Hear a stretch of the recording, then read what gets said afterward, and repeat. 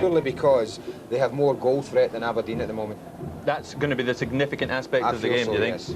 You'd obviously love to be playing out there, would you? No, at my age, it would be a dream that would only come true up there. You're still playing, though. The Vauxhall Conference League yesterday, Cheltenham 2, Charlie 0, and you were playing. You scored. And A. Gray scored. Terrific, Andy. OK. Well, about half an hour ago, the teams arrived here at Hampden to prepare for the match. First to arrive was the Rangers team. And David Livingston spoke to manager Graham Souness.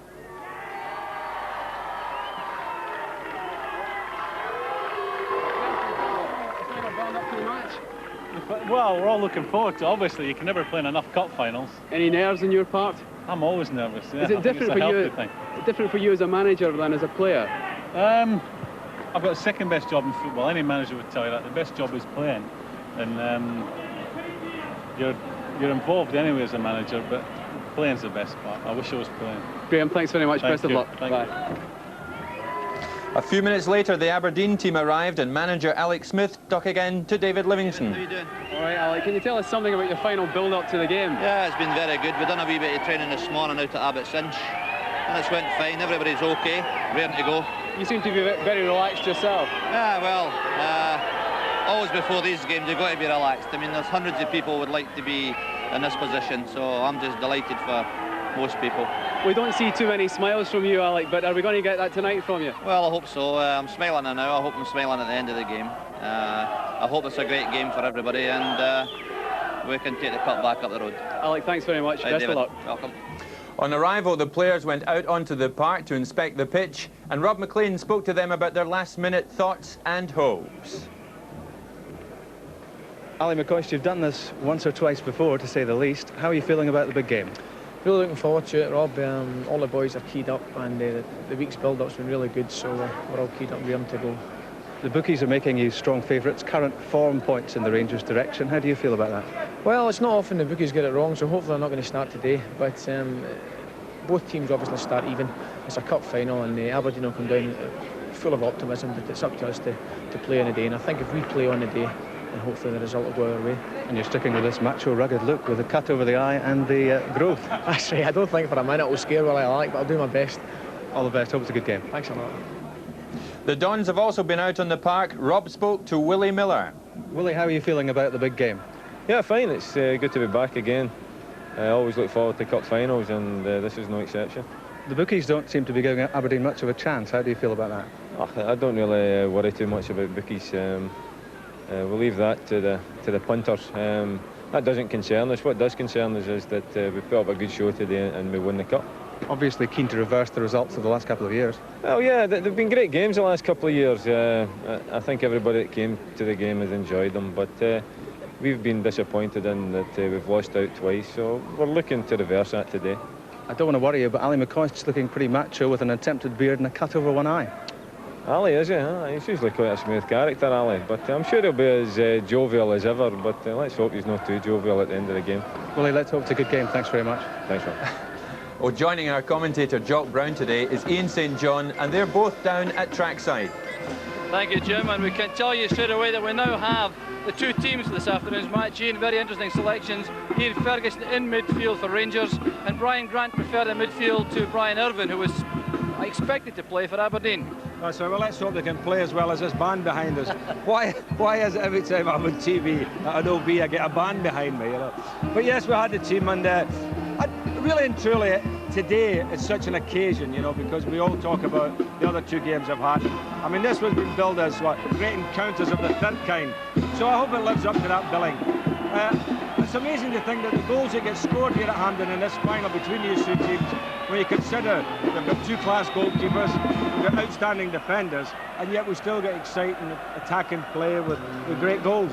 We also have this afternoon the youngest player in the field will play for Aberdeen, 18-year-old Ian Jess. Very big occasion for a young man. Well, it's a big occasion for him, and we'll have to see how he handles it, because, as you know, the atmosphere can be a bit intimidating. But, I mean, you've got experienced players like Charlie Nicholas, for instance.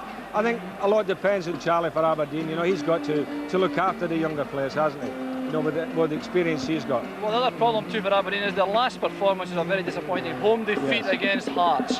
What do you expect that will have done to the Aberdeen resolve for this afternoon? Well, I think all good teams bounce back from a bad result, and I think Aberdeen will bounce back from that, because I think all week they'll have been saying, come on, we played so badly, we can only do, 100 times better than that. Let's get out there and show our fans who've travelled down that we can play. And I think that will be, the way that they will approach the game. And of course, Rangers are a bad... Both teams out of Europe. I mean, Rangers will want to win this very badly as well to redress the balance.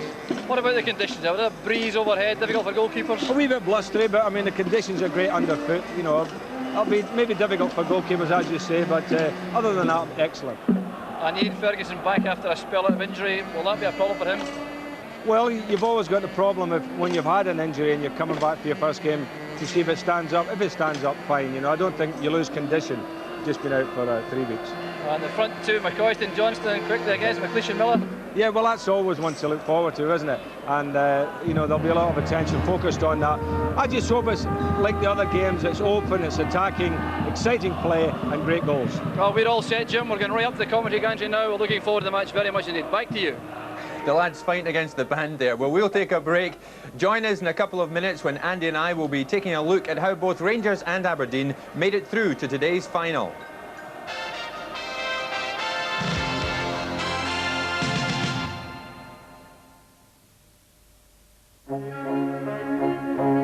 Look carefully.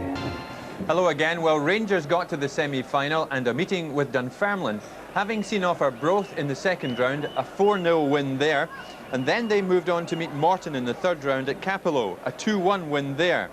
Then a fourth round meeting with Hamilton Accies, where 2 Mark Walters goals and 1 from Trevor Stephen gave them a 3-0 win. And that then took them through to the semis. Holding off O'Boyle to find Monroe. Played on there by McCoist for Johnston. Here's McCoist again. Now Trevor Stephen!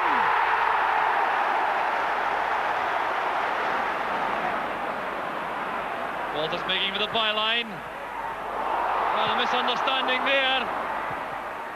Played back in by Wilkins. Westwater scrambling across his goal. Stevens inside. Here's Stephen. Now Goff. There's Johnston! The flying header for Rangers second. Here's Gary Stevens. Delicate ball inside. Here's Johnston. There's McCoist. And that was a classic. There's McCoist nodding it on. Tierney had to be careful.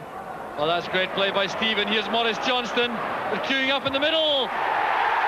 McCoist made it. And once again, Johnston plays a vital role in the build-up. Now Johnston. Stevens making for the byline. Here's Johnston dropping in deep. End of cross. Kept in by Walters. Ian Ferguson. Well, Andy, that night, a terrific performance by Rangers, but a dreadful one by Dunfermline. They hit Dunfermline so hard so early on. Yeah, it looked like Johnston and McCoist actually clicked that night, and the kind of performance that Graham Souness is demanding from them today. But it's not been the hardest of paths through to the final for Rangers. I think they'll be first to admit that. It's been quite easy for them, but they've steadily got better, Jim, as it's gone on, and culminating in that tremendous semi-final here, when they really clicked, everything worked perfectly for them, and they played probably as well as they can do. Is that the intention, do you think, today, Andy? They'll go out and try and hit Aberdeen very early on. Obviously, they'd like to think they could score 3 in the first half. Can't really see that happening, but is that the intention, to hit them hard early? Yeah, I think they'll go looking for a goal early on. I think the way that Rangers, we're having Alan McCoist and Mo Johnston up front, the best way to go about a game is obviously to attack a team. They're 2 tremendous players, tremendous characters, and they both score goals at a prolific rate. And if you're going to use them, then use them properly and get on and get at a team early on. And I would think that Graham Souness will be hoping that one of them can pop the ball in the net early on for Rangers. Curiously though, Andy, the goals haven't been coming for them in the league this season. That's true, they've struggled in the league, they've stuttered a bit, but they have an affinity with this cup. They like it somehow. Previous 3 years they've lifted it. So they have an affinity with this cup that they don't want to lose, and there's something about it.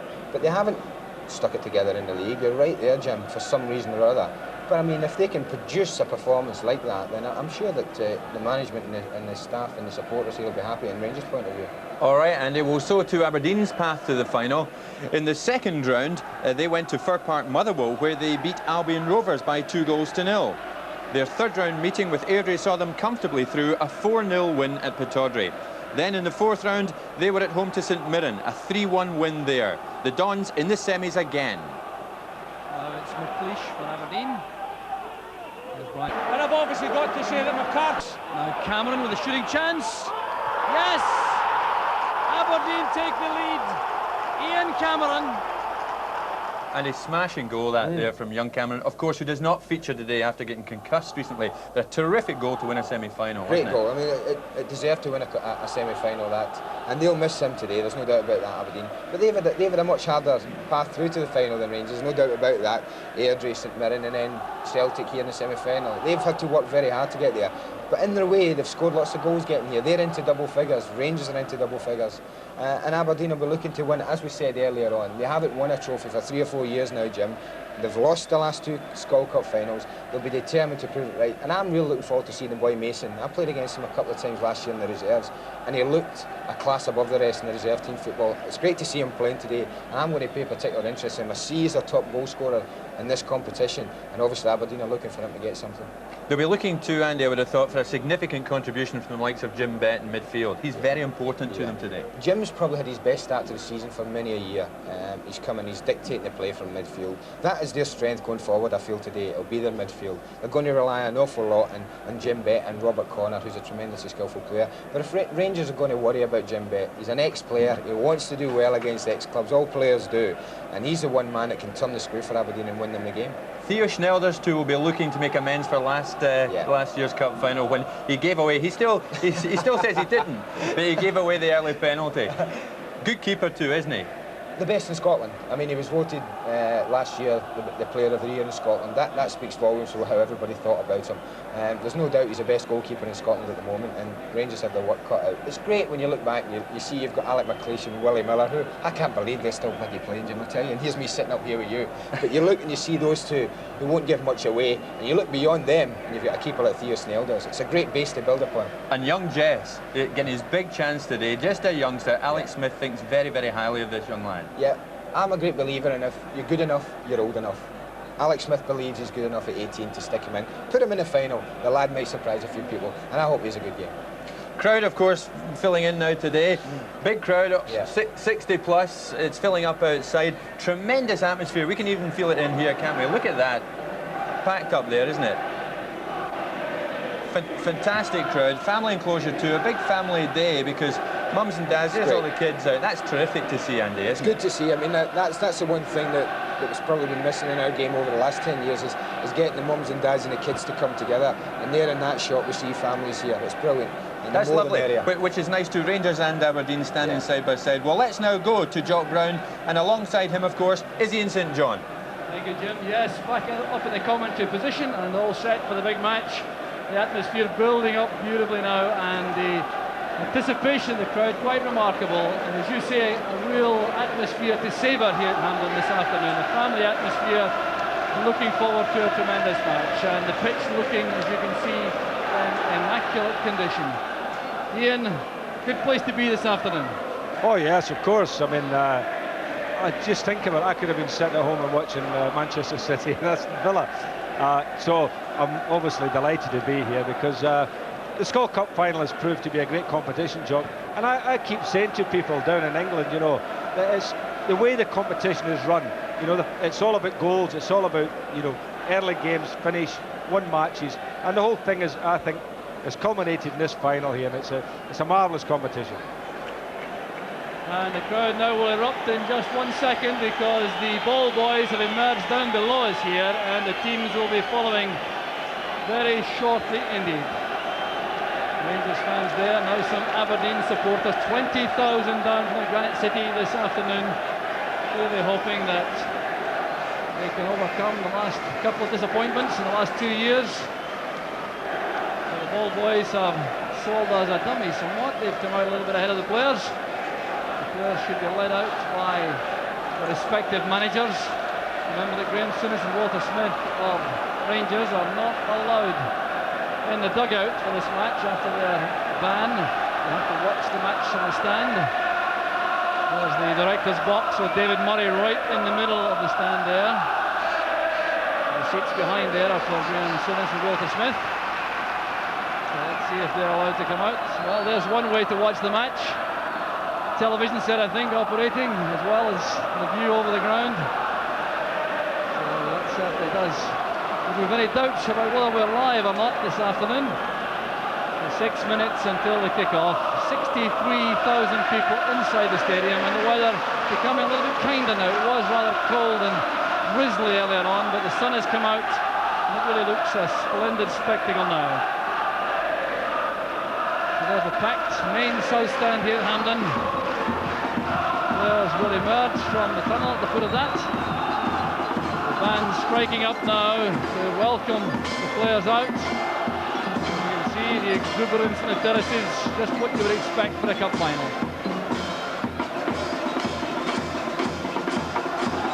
The Rangers fans on the west, terracing, trying to go to our left, the Aberdeen fans from the east to the right. There's the Warwick band.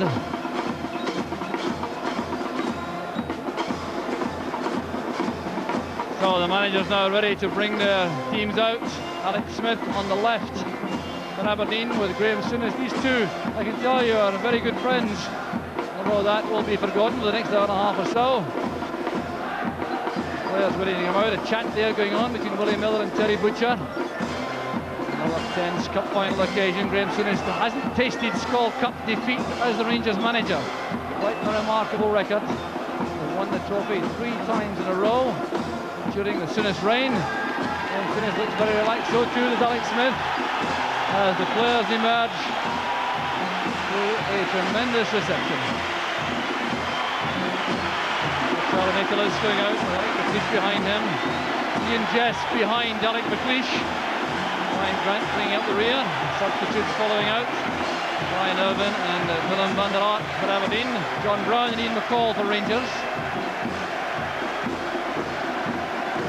The players lining up now for the introductions before the match. President of the Scottish Football League, Jack Steedman of Clydebank, leading out Mr. John McKenzie, who is the Managing Director of Mallow Brewery Company Limited. The sponsors, Tim Farry, League Secretary, also at the back.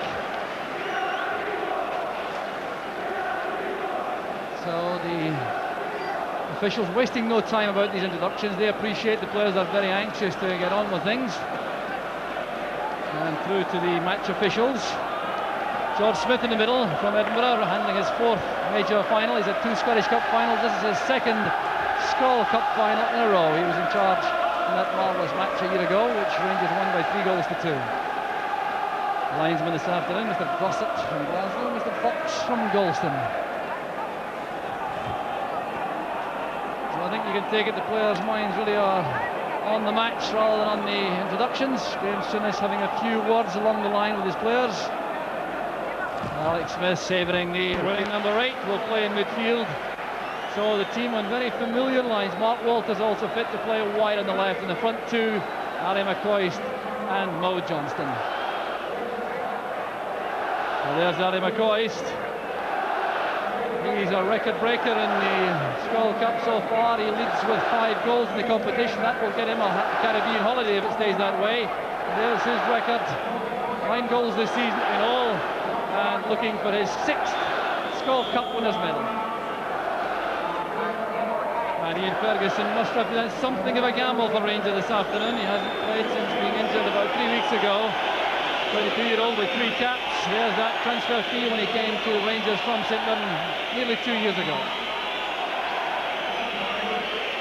Well, Aberdeen manager Alex Smith had lots of considerations about his lineup, and he's left Brian Irvin alongside Willem van der Aert on the bench.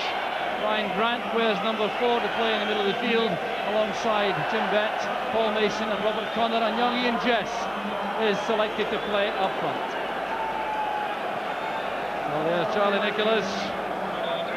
So he is anxious to break his scoring duck. He hasn't scored this season at all, which is really quite remarkable. He did score in a League Cup final way back in 1981 for Celtic. So Nicholas, a key man up front, and his striking partner this afternoon, the youngest player on the field. He was signed for Rangers before being released and then going up to Aberdeen. 18 years old, he won't be 19 until December. Starting only his 8th first-team match. The referee, one of Scotland's most experienced officials, 46-year-old civil servant from Edinburgh, George Smith, who handled last year's final with such calmness and authority. He was in charge of the Celtic Rangers Cup final of 1980 and the Celtic Dundee United final of 1988. So a very experienced match official.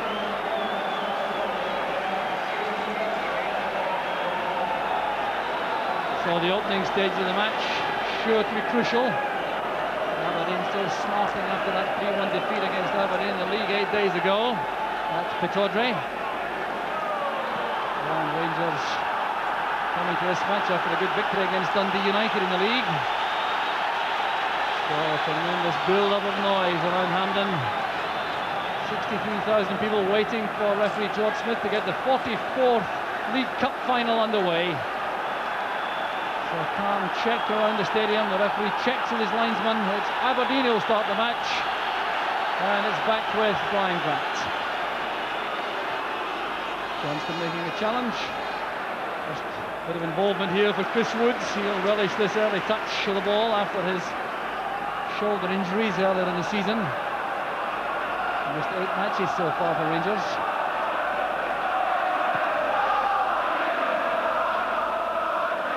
McLeish going up with Johnston. Here's David Robertson. Nicholas through the middle on his own for the moment. Supported there by Mason. Goff's interception. Here's Ferguson and Walters. And Ferguson, Washington being involved very early on. Linking here with Walters. McCoy sends it back. There's Stuart Monroe. Wilkins to Goff. Wilkins and Ferguson are the central midfield players for Rangers. Stephen on the right, Walters on the left. And Jim Bett lays it back calmly to Alec McLeish. Here's Snelders calling for a touch of the ball. Goalkeeper's always anxious to get that first touch.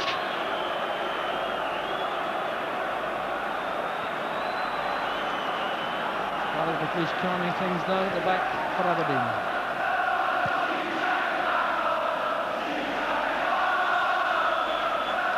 Gary Stevens wins that high ball, but he's been given a free kick for the challenge made by young Ian Jess.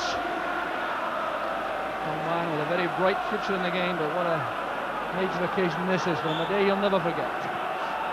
Goff plays it forward. There's Johnston with the layoff. He was taken late by Willie Miller. Well, the referee keeping a very tight grip on things because he could have allowed the advantage rule, and Willie Miller's little outburst there being picked up by the referee.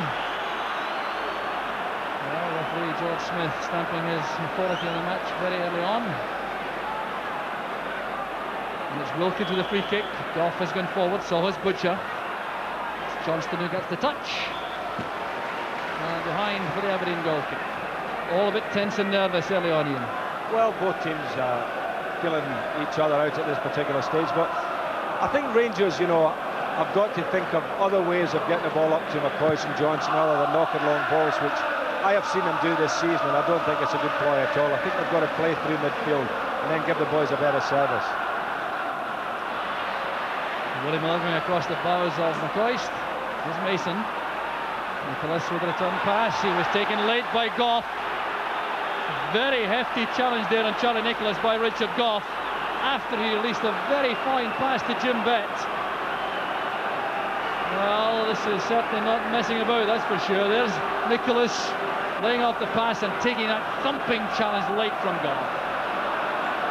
Well, we've now seen Johnston take a hefty blow from Willie Miller. Now it's Nicholas' turn from Richard Goff. Is this an indication of what we're about to see in?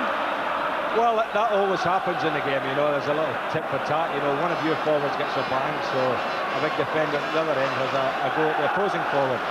I hope the game doesn't degenerate into a kicking match, because the stage is not about that, is it? It's about playing football playing entertaining stuff today. Well, the Aberdeen physio did well. He'd been given plenty of time by the referee to attend to Charlie Nicholas. Perhaps the referee has in mind that a little bit of a delay now might not do any harm to calm things down out there. Well, Nicholas certainly is used to hefty treatment, but he didn't welcome that, that's for sure. The free kick being taken by McLeish. And Chris Woods calling to Gary Stevens to leave that to him.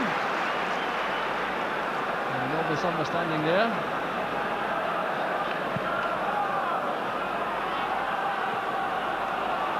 Johnston getting up well again. Here's Walters. Trying to take on McKimmie. And there will be a free kick. Bit of obstruction there by McKimmie. Trying to prevent Walters getting off his mark. So another opportunity for the Rangers central defenders, Terry Butcher and Richard Goff, to make their way into the box. There's Walters. Headed away by Connor. Wilkins retrieves it. Difficult one for Stephen. No room at all to turn. He knew the challenge was coming in from Robert Connor. And he's quite happy to take this throw. Gary Stevens to Wilkins. Held down by Miller. Good dummy that by Bet. Here's Mason. Looking for a run from McKimmie on the right. He was impeded surely by Walters. No, the referee saw nothing wrong with that. Mason certainly was obstructed there by Ian Ferguson. Free kicks already taken. Laid wide by Connor for Robertson. Good running by David Robertson. He's away from Stevens. Here's Jess. Going against Gary Stevens. Good play by Wilkins and by Stephen. Johnston using Wilkins again.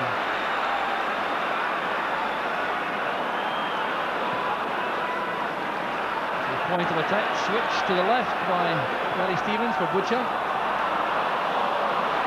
McCoy's had space had he been able to control that. There's Connor now for Aberdeen. Great play by Jess. Well, that'll give him a great boost to his confidence. Long ball forward from Bet. And a good leap and fine header by Richard. Very encouraging bit of play that from Ian Jess here. Looks a talented young boy. I hope he settles into the game well and we see his talents today. It is a big occasion for him, but I mean, he's got some very good players around him, and Aberdeen play good football. You know, they play good studied football, so he should get plenty of service. David Robertson stepping in, cutting off that pass intended for Johnston.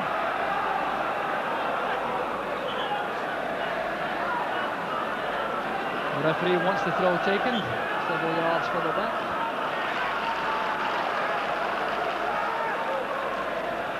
Robertson with a header. The Rangers continuing to press on the right flank. Gary Stevens capable of a long throw. Butcher has gone into the box. Target there was Butcher, there he goes. And Walters almost get in there. Well, the Aberdeen players upset about that challenge by Walters, but Stuart McKimmie here is almost penalised for waiting for the ball to reach him. Just look at this, and Walters it was who stepped in. Had to be turned away by McLeish. Well, that could have been costly for Aberdeen. Ball taken by Stephen. Towards Wilkins. That was well read by Bet. And a fine pass. Here's Nicholas. Trying to play that through the legs of Stevens. The layoff from McCoy is taken in the back by Willie Miller. A free kick to Rangers.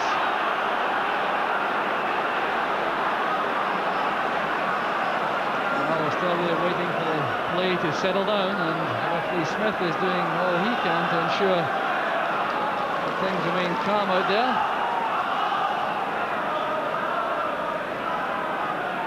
McCoy's looking for space. It's Gary Stevens with the free kick. Bringing it in low towards McCoy. Fine piece of play that, the rehearsed move. Richard Gough with a layoff, trying to return the ball to McCoist. Well, Rangers, obviously with the big fellas up there, normally knock the ball high, so they've come up with a little idea and it almost worked for them. Good inventive play from the set piece. There's Walters, challenged from the back by McKimmie. Good sharp tackle that by Stuart Munro.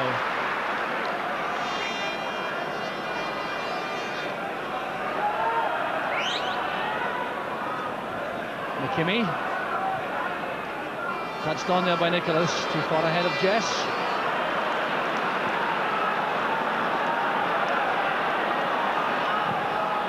A long ball from Stevens.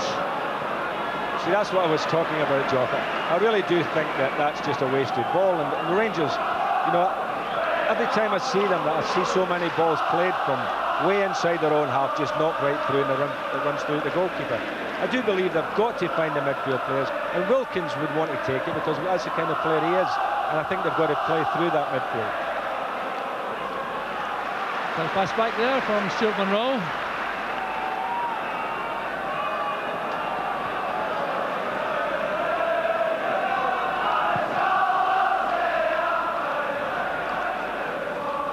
Getting off the head of McLeish, there's David Robertson. Walters holding off McKimmie. Paul Mason wins it for Aberdeen. Now Nicholas coming deep. Giving a difficult ball there to Bet, who was fouled by Ferguson. Free kick already taken by Aberdeen. Across it goes to David Robertson. Here's Jess, that's good control. Good tackle by Gough. Now Wilkins. Well read by Connor. Wilkins involved again. Playing with lots of energy and enthusiasm in midfield, Ray Wilkins. Speculation about his Rangers career coming to an end. And he's certainly got his mind on the job this afternoon. There's Gough. Clearance by Miller. Here's Jess. That's good play. Here's Jim Bett. Running at the Rangers defence. Looking for a free kick. He thought he was impeded there by Butcher. Once again, John knew of that and disagreed. Bett trying to use his acceleration from midfield. He had no support. Well, that's great play by Walters. He's away from McKimmie. Johnston and McCoist wait in the middle. Trevor Stephen arriving late. There's McCoist. Well tackled by McLeish. Superb piece of defending there by McLeish. And Monroe did enough with that interception to concede the throw to Aberdeen. Well, Mark Walters looks to be on form this afternoon, and he's been giving McKimmie a bit of trouble down that side, and I think if Rangers, you know, could get the ball out to him, we could see something happening from that left wing.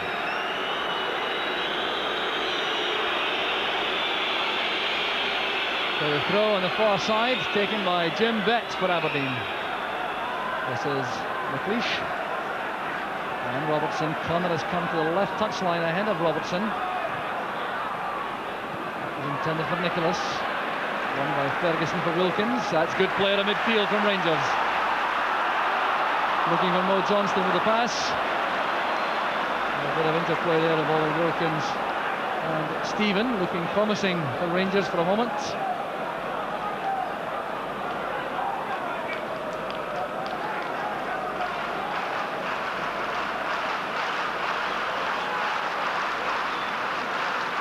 Marking is very tight. There's not much on for Connor. It's one from Mason to chase with Munro.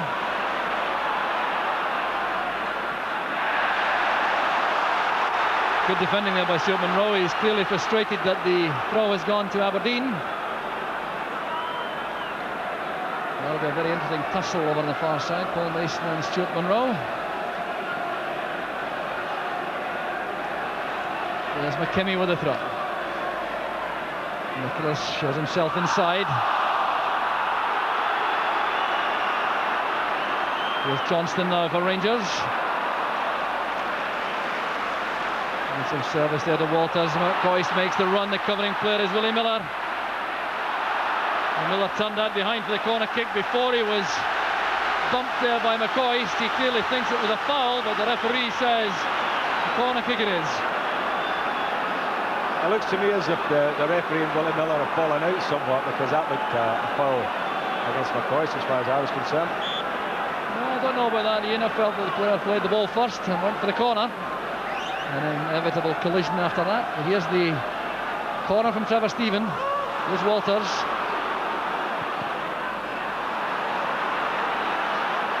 Stephen accepts another corner kick.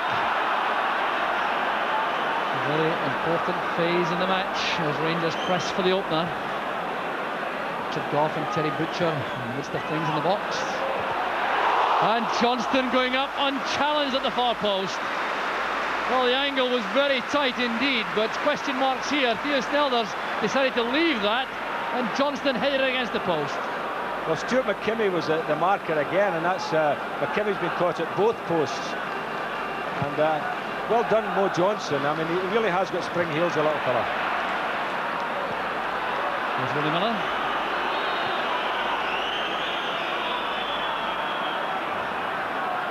Johnston causing problems again for the Aberdeen defence. McLeish building from the back. Using Willie Miller. That's intended for Mason, and good goalkeeping there by Woods. Mason testing the pace of Monroe. The clock says 15 minutes, and the score sheet remains blank. Rangers having more pressure in that opening spell. Here goes Walters again, looks very much in the mood.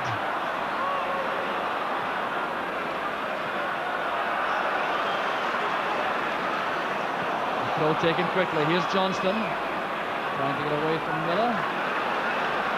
Wilkins available again.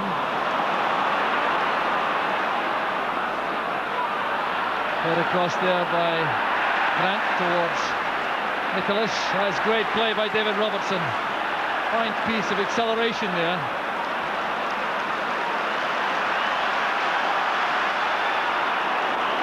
Gary Nicholas putting pressure on Butcher, but Wilkins comes to the skipper's aid. This is Stephen. Good running there by Gary Stevens. David Robertson's with him. And the corner kick has been given. The linesman gave that immediately. David Robertson looked upset about it. So did Robert Connor. Two very quick players indeed. David Robertson and Gary Stevens going for that ball.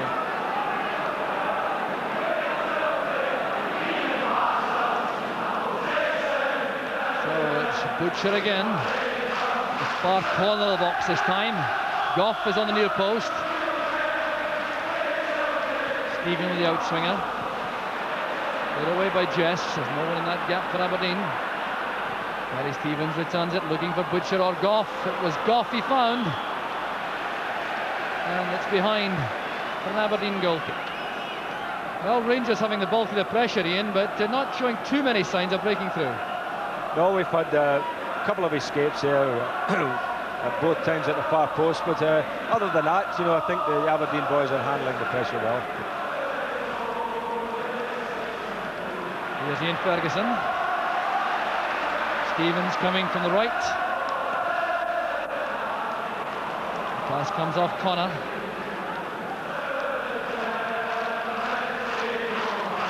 So here's Gary Stevens with the throw. McCoy still had flick on. The angle wasn't right for Johnston. So Aberdeen still really to be seen in an attacking sense in the match. They've looked very resilient at the back and busy in midfield, but still very few chances for Charlie Nicholas and Ian Jess up front to demonstrate the talent. Goff with the interception in the air. Robertson playing it wide, looking for Mason. Here's Jim Bett. Switching play now. Inviting teammates to make space. Here's McKimmie and Mason. Jim Bett playing it forward, but Robert Connor was caught on his heels when that pass was released.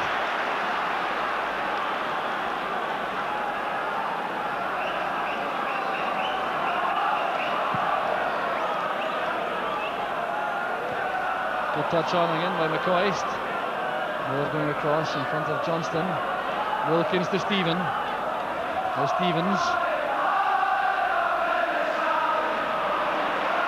Hadn't quite enough space to get away from Ian Jess.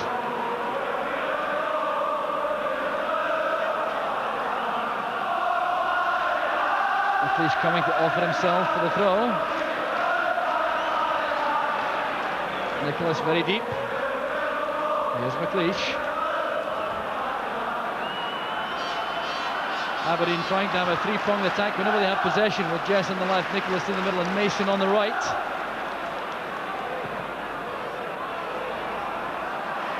Great header on by Johnston to McCoy. Here's Walter. Stephen is free on the right. The interception was made by Connor, but he used an arm. And the referee is going to take action against Robert Connor. Well, it's the first booking of the match for the Aberdeen number 10. Promising move this from Rangers. Johnston, McCoy, and then Walters. The Walters pass, which was stopped there by the right arm of Connor. Well, that's very harsh. As far as I'm concerned, Connor said he's back to the ball and he was running away, and the ball hit him on his arm. I think that's a very, very harsh decision by the referee. Well, certainly Connor will feel a bit unfortunate there. Well, 2 hefty tackles have gone in. There's been no yellow card for that, but a technical infringement. There's Johnston, cleared by McLeish. Johnston's offside, taken there late by Miller. The whistle had gone, and Johnston making light of that, but it wasn't half a hefty tackle from Miller. Well, Jim Bett, if that ball had gone in the net, Jim Bett would have been held responsible there, because he tried to be very clever on the edge of his own box. You know, in a situation like that, you've just got to get it away. David Robertson. Good play again by Jess, but he was hustled there by Wilkins. The tackle on the back is penalised. It's a free kick to Aberdeen. But the first touch of young Ian Jess is very impressive, isn't it? Oh, it was delightful on it when he killed the ball, turned and was on his way. And you know, I didn't think that Wilkins had done anything wrong either. I thought he slid in, got the ball. I think the referee at this particular point has been a little bit petty. Smith, the referee, giving that free kick to Aberdeen. Here's Jim Bett. Stevens came to meet him. Grant now to Connor. The looping cross. Goff doing well as he slipped to get his head to the ball. And a free kick given to Aberdeen. The referee indicating foot up in a challenge there. Well, Ian Ferguson protesting bitterly about that. The referee will have a word with him, and this will end up in a marvellous opportunity for Aberdeen. But that infringement not at all clear. The referee spotted it instantly, and he indicated it was dangerous play with a foot being raised too high. So we'll see here what the infringement was. There was Ian Ferguson. He certainly appeared to be trying to play the ball. That's his complaint. But the referee has given the free kick, and an opportunity for a rehearsed move from Aberdeen. Moving the wall back the full 10 yards. Nichols is there, Connor is there, Bett is there. All of them have scored from free kicks outside the box. Here's Connor, lofting it in. The header from Mason. Aberdeen are ahead. 22 minutes of the first half gone. Paul Mason, the Aberdeen leading goal scorer, gives Aberdeen the lead. The ball breaking off the wall, a delightful ball in there from Connor. Mason getting up there with Monroe. Woods was caught in no man's land, and that's what has given Aberdeen the lead. Paul Mason's 7th goal of the season. Woods came and stopped, left himself stranded, and Mason took full advantage.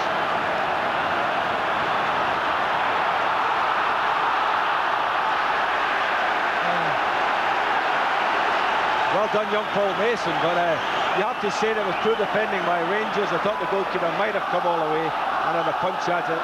Monroe was caught on his heels, and Mason just got a couple of inches above him to nod it in.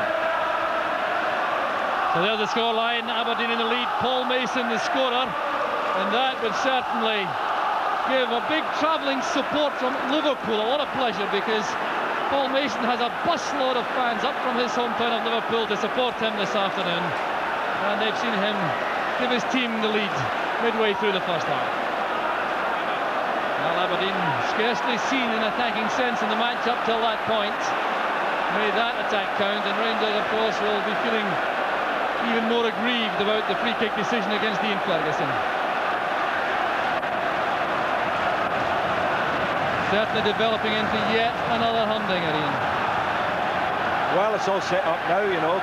That's the first of the goals of the afternoon, and we'll see if Rangers can fight back, get on terms.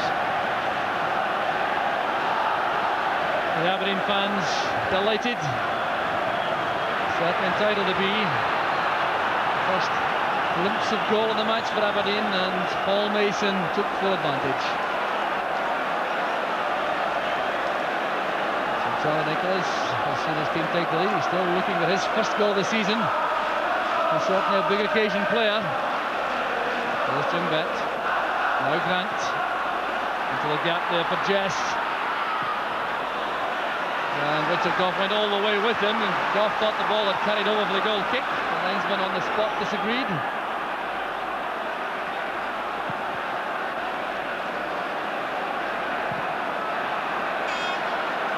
Cleared by McKimmie.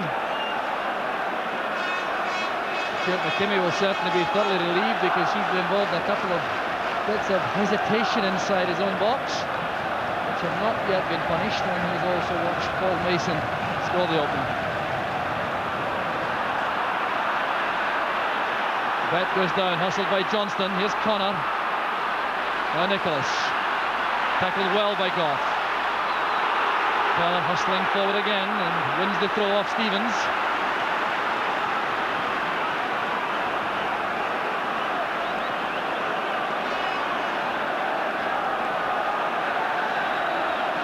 Here's Jess. Bet back to Grant. On the far side, McKimmie. There's Mason with a return pass. These two developing a great understanding, McKimmie and Mason, on the right for Aberdeen. And a bit of carelessness there from Ian Ferguson on the pass back. Corner kick it is to Aberdeen. So Wilkins on the post, on one post, Stephen on the other. Every Rangers player in the penalty area to defend. There's Alec McLeish. Scored once already this season with a header. McLeish up well again. Played away by Johnston. Here's Grant. Delightful little chip. Dumped away by Butcher. Here's Bet. Aberdeen trying to keep the pressure on. McKimmie lofting it in. Gary Stevens should be able to deal with this. And Mo Johnston has found space. Holds off Jim Bett. Ferguson to Wilkins. What a superb match this is turning out to be once again. Here's Grant. In the middle of the field was Mason. Ferguson made the challenge, a good one. Monroe sends it back.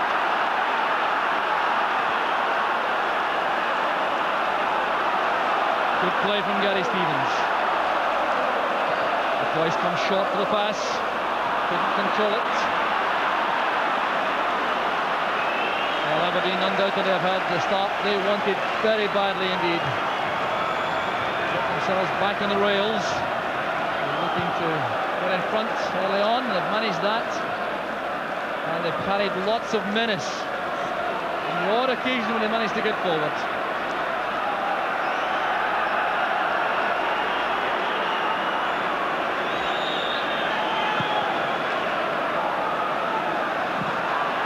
First to the ball, a chase for Jess with Butcher. Calm defending by Butcher.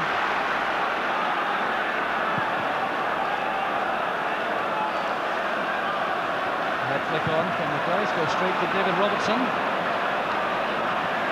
It's not giving young Ian Jess much chance to capitalise up front. Ball still in play with Walters. Great running by Monroe. McCoy, Johnston, Stephen are all up in support. Ian Ferguson coming late. There's Monroe. Came off Willie Miller, and Snelldon was able to keep the ball in play. Willie Miller was the player who got intercepting that shot from Monroe, but some fine play by Rangers on the left. Walters was the player who released Stuart Monroe. He came into his weaker foot, the right, saw the chance for the shot at goal, and Miller did enough for Aberdeen.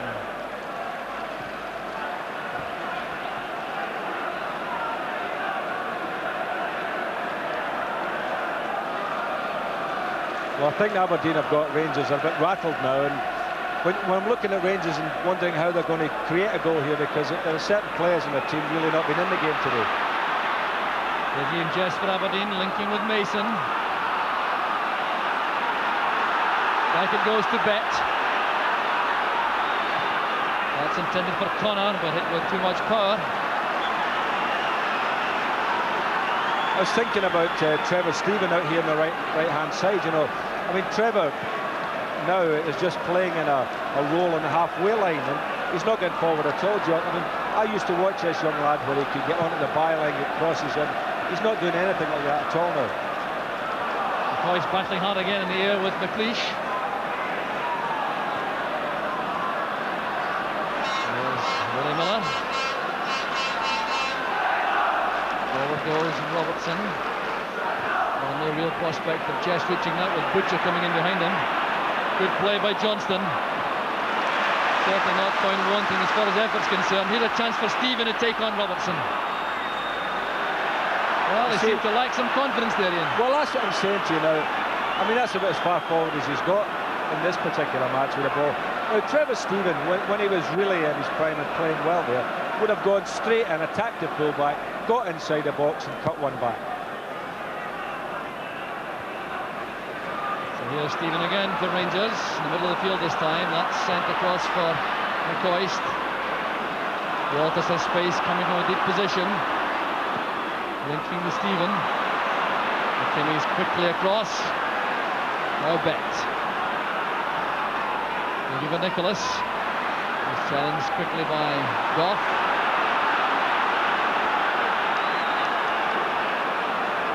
Butcher. So going for the high ball forward. Here's Paul Mason. Now Nicholas. Looking for the run made by Bet. And Monroe did well for Rangers. But there is more variety about the Aberdeen attacking moves. Well, more ideas, you know. The Rangers again, Terry Butcher gets it, knocks it 50 yards, you know, which is easiest pie for the defenders down there, for the Aberdeen defenders. So, as I say, Rangers have got to get a bit more variety in their attacks. Collin has done a good job so far for Aberdeen, a vital role in the only goal of the match so far, and now helping in defence. Wilkins across to Stevens. Johnston has come wide on the right. Good dummy by Goff. He's gone forward to link with the attack. Wilkins has to go back. Complaining to Trevor Stevens, and the right wing was vacated there. He was looking to play a pass into that area, and there was no one around. Stephen had gone for a wonder across field for the moment. Good header again by Johnston. Here's Gary Stevens. Back it goes to Wilkins. Now Trevor Stephen again. Gary Stevens. Trevor Stephen, there's Wilkins. William Miller at full stretch. Helped on its way by Mason, and here's Bet stepping away from Ian Ferguson. So confident and composed. Now Mason. He was well tackled by Butcher. That sends it long, but that's not the kind of service Charlie Nicholas relishes. Charlie had a look at that one and decided not to go for it. Actually, it would have been a good ball for, say, Mason or Jess, but not for Charlie. Nicholas preferring passes to his feet. And this time the foul is against McCoist, using an elbow in the challenge with Alec McLeish. Well, they're having a rare old tussle, these two international teammates, McCoist and McLeish.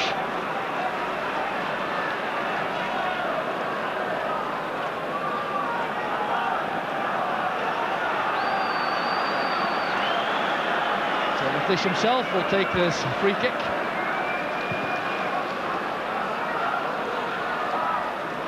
Came off the head of Stephen.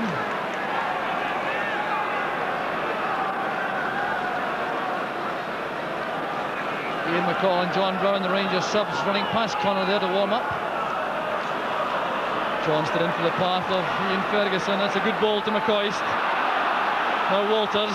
Ferguson has continued the run. McCoist also is up. And Grant has done a good job so far on Walters, slowing down his progress. Well, now back to Wilkins, and Aberdeen now everyone back to face the ball. Walters with a cross. McCoist backing into Willie Miller. The referee has given a penalty kick. Well, that is quite remarkable. Quite remarkable. Let's see this again. The ball chipped in. Now watch McCoist backing in all the way to Willie Miller. Miller trying to play the ball, being pushed back all the time. Down goes McCoist, and the referee sees that as a penalty kick.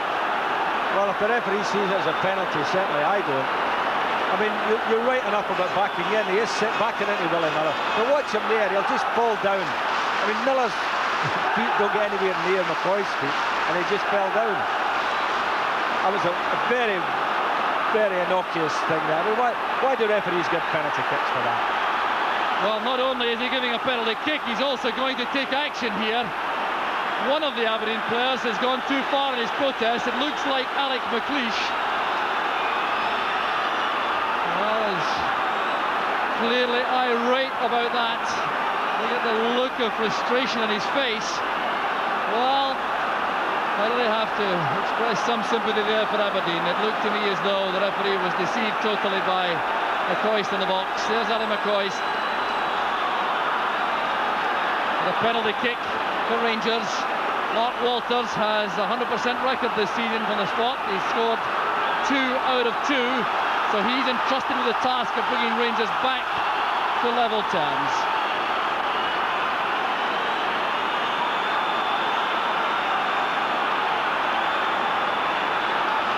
The referee insisting that all players stay out of the box. Here goes Walters against Snelders. Rangers are back on level terms. 35 minutes gone. A beautifully taken penalty kick by Mark Walters, sending Snelders the wrong way, leaving him helpless. Well, penalties can scarcely be taken better than that.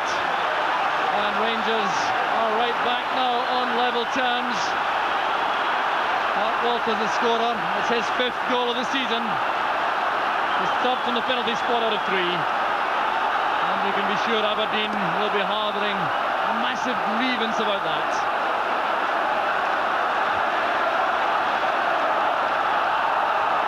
Well, the Rangers fans coming to life. There is the scoreline.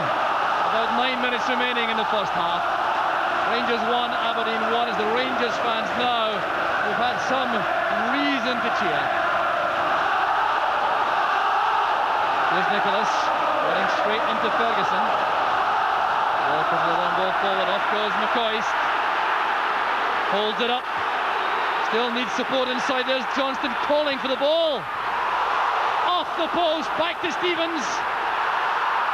And Willie Miller hooks the ball to safety. So corner kick on the far side, and Aberdeen suddenly looking ragged at the back. There was McCoist twisting and turning. Johnston called for the ball. Fine effort off the junction of the post and the crossbar. Stevens then had a great chance. He couldn't find the net either.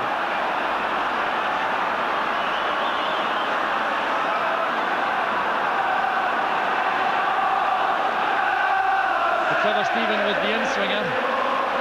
Off at the near post.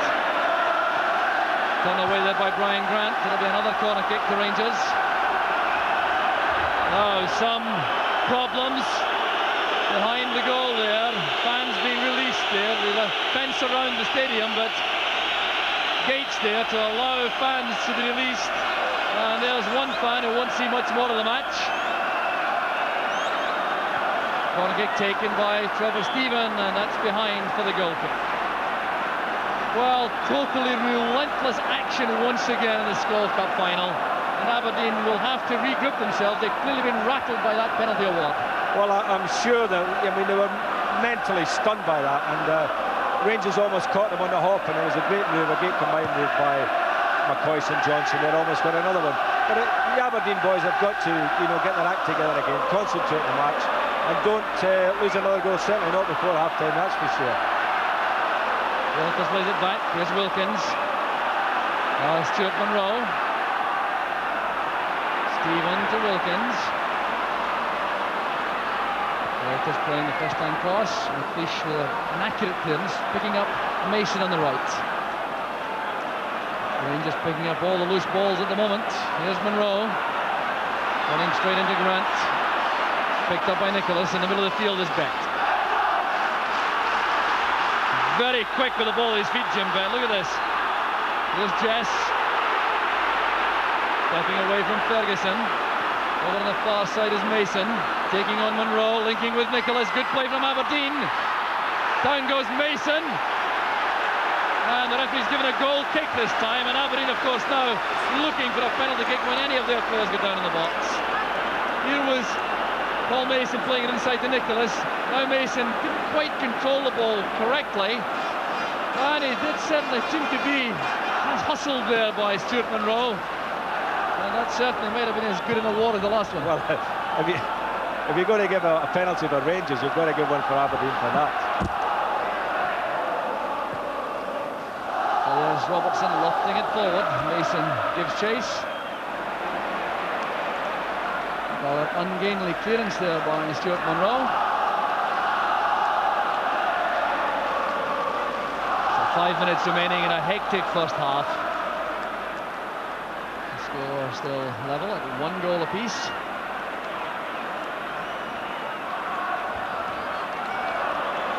There's Jess, he was held there. The jersey was held by Goff. Free kick to Aberdeen. They've already shown how dangerous they are from these set pieces around the box. Another opportunity presents itself now, and Willie Miller is there to take advantage with Alec McLeish.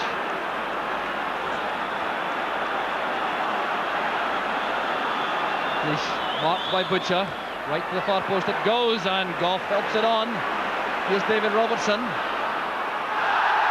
Well, they appear to be caught in two minds there, whether they let that ball run and accept a throw or keep it in play. In the end, they gave possession to Rangers.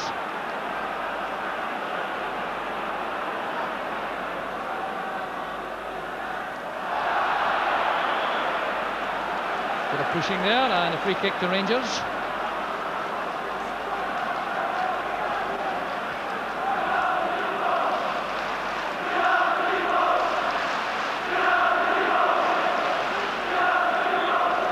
Richard Goff with the free kick. Well won by Robertson. Nicholas playing into space. The first player there is McKimmie, despite being fouled there all the way by Walters. There'll be trouble here for Walters. Well, McKimmie looked to be more alert. He was sharper to the ball. And then Walters tried to equalise things with this foul, using his right arm principally to give that free kick. And a booking it will be from Mark Walters.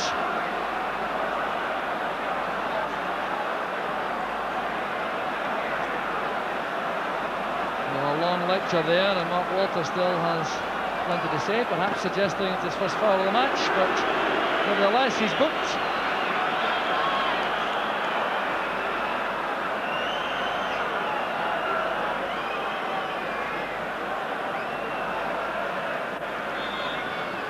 McLeish now with this free kick. That goes Robertson. Goff heading clear. Ryan Grant is there. Controlled there by Ian Jess. He's on the turn. Rangers defenders appealing for handball. But Jess certainly doesn't look out of place in this company, that's for sure. Controlling the ball there, turning, looking for the shooting chance, keeping it low and just wide of the post. Looking for space, showing good awareness there. He knew where the goal was, just missed the target. A free kick against Alec McLeish for the challenge on Johnston.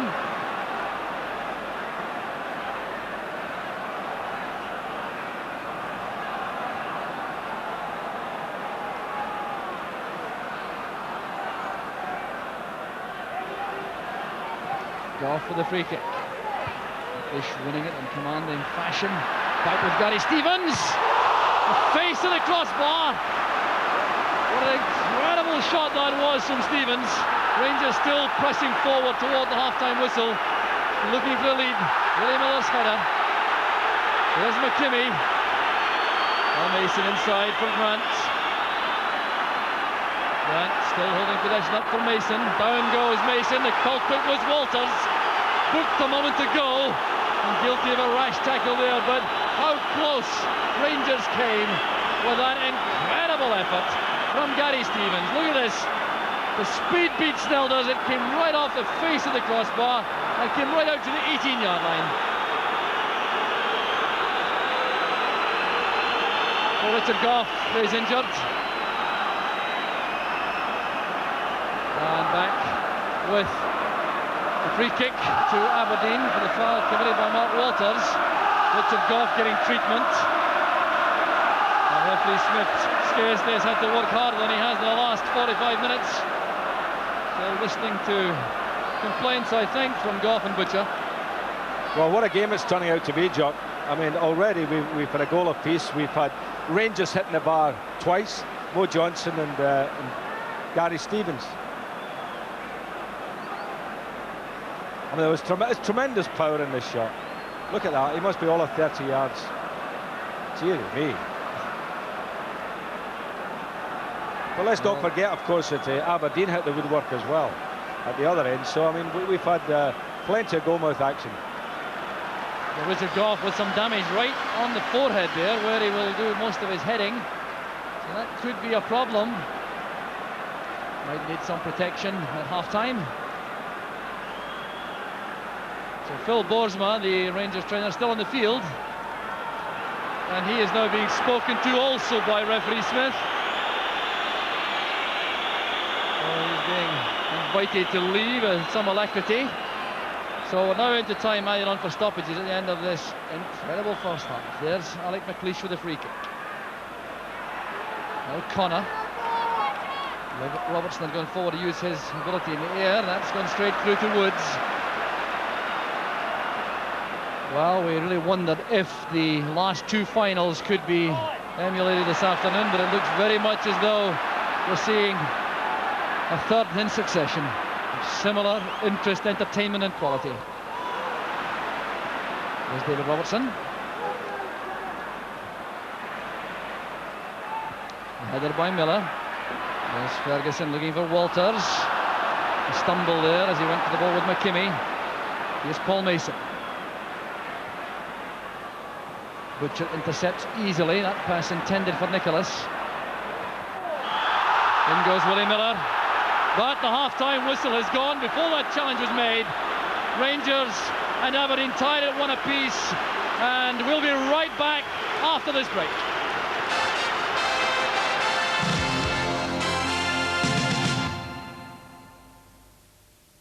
Imagine the English trying to improve the ultimate service for the Flying Scot.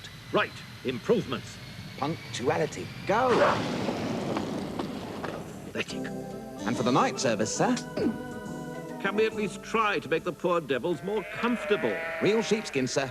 A little tricky at first, but... Poppycock. Watch and learn. Punctual. All-weather landing. Excellent service. Diamond service. Only from British Midland. I told you he wouldn't like the dog.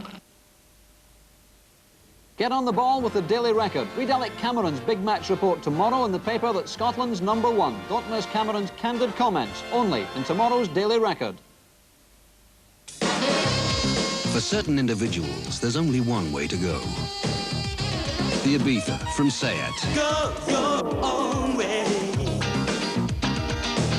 Meticulous German engineering. Go your own way. Extra high-tech spec. All from £5,099. The Ibiza. Go your own way. Go your own way. Seat. Volkswagen Group.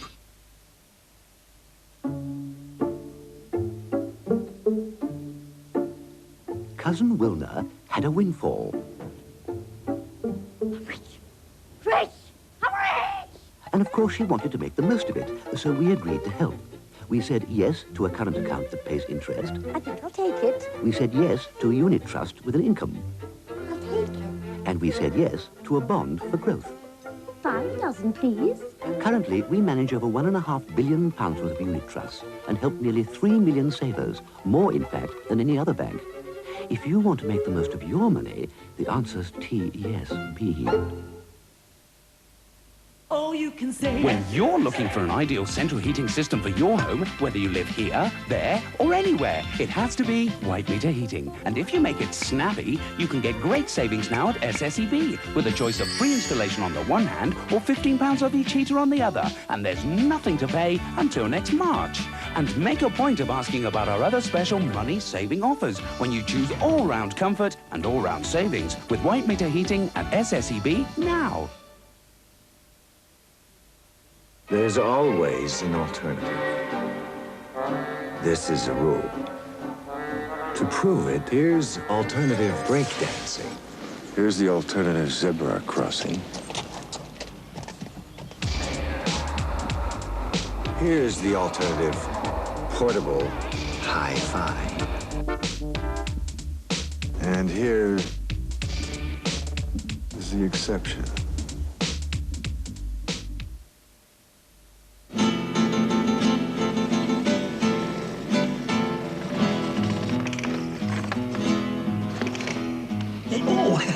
Before he went away, the governor, he said, Julio, every Englishman's home is his castle. He said, you can't be too careful. There are a lot of villains about. So he called a man from Everest. Oh, and they come and fit these new high-security double glazings. But one thing I don't understand. The governor, he has this beautiful villa here. So why he take his holidays in this Benton villa? Fit the best. Everest.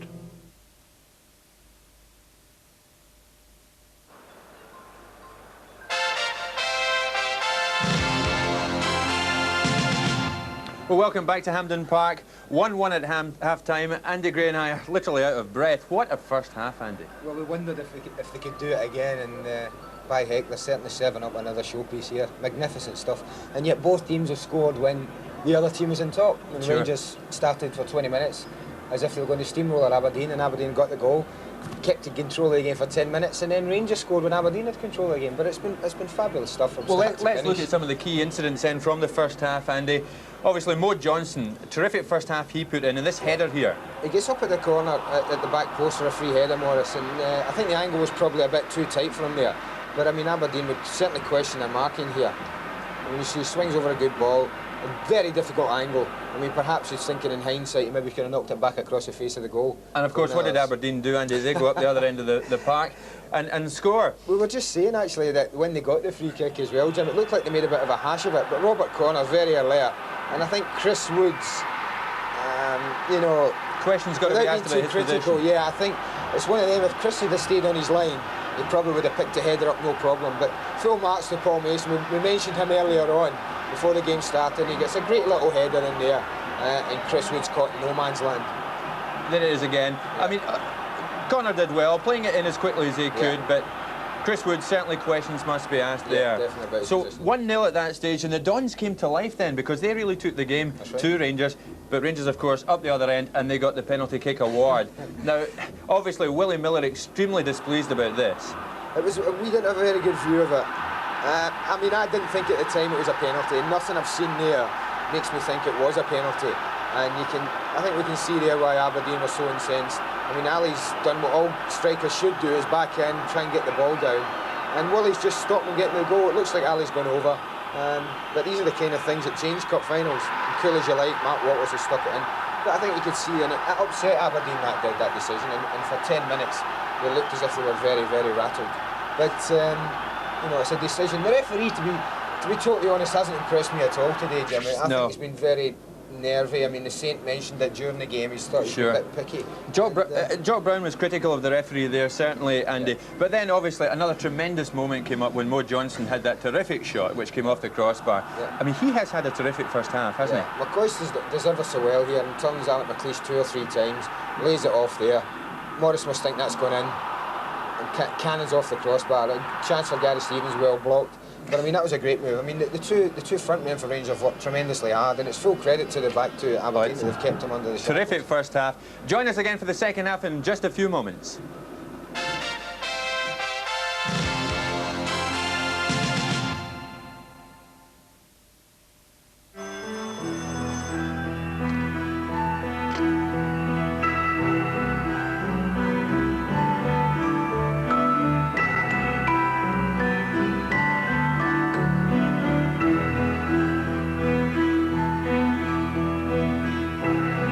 Life is full of decisions, some of the head, some of the heart. Take your next car.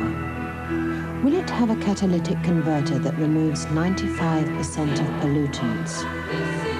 Will it be clean yet lose nothing in performance? Will it have all this at no extra cost? In short, will it be one of the new generation of Audis?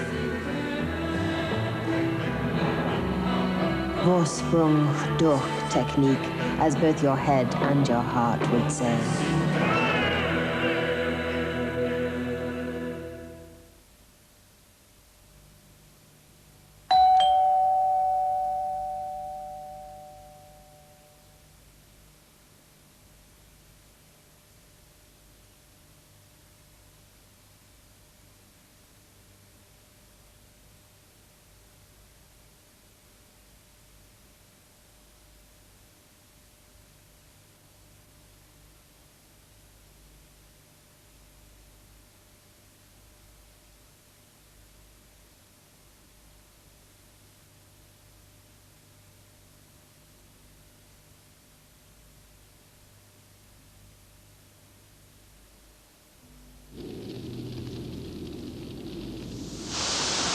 Every year, hundreds of thousands of car engines wear out prematurely.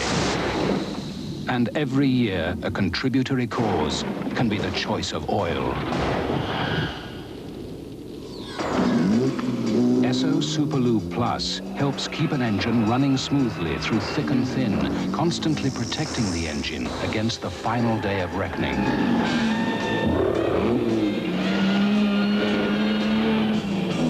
Esso Superlube Plus. No other oil does more to keep your engine running the way it should. With the C.R. Smith Homemaker plan, there's nothing to pay for 5 months. And if you order now, you can get a massive 50% off. But you must free phone C.R. Smith before October 31st.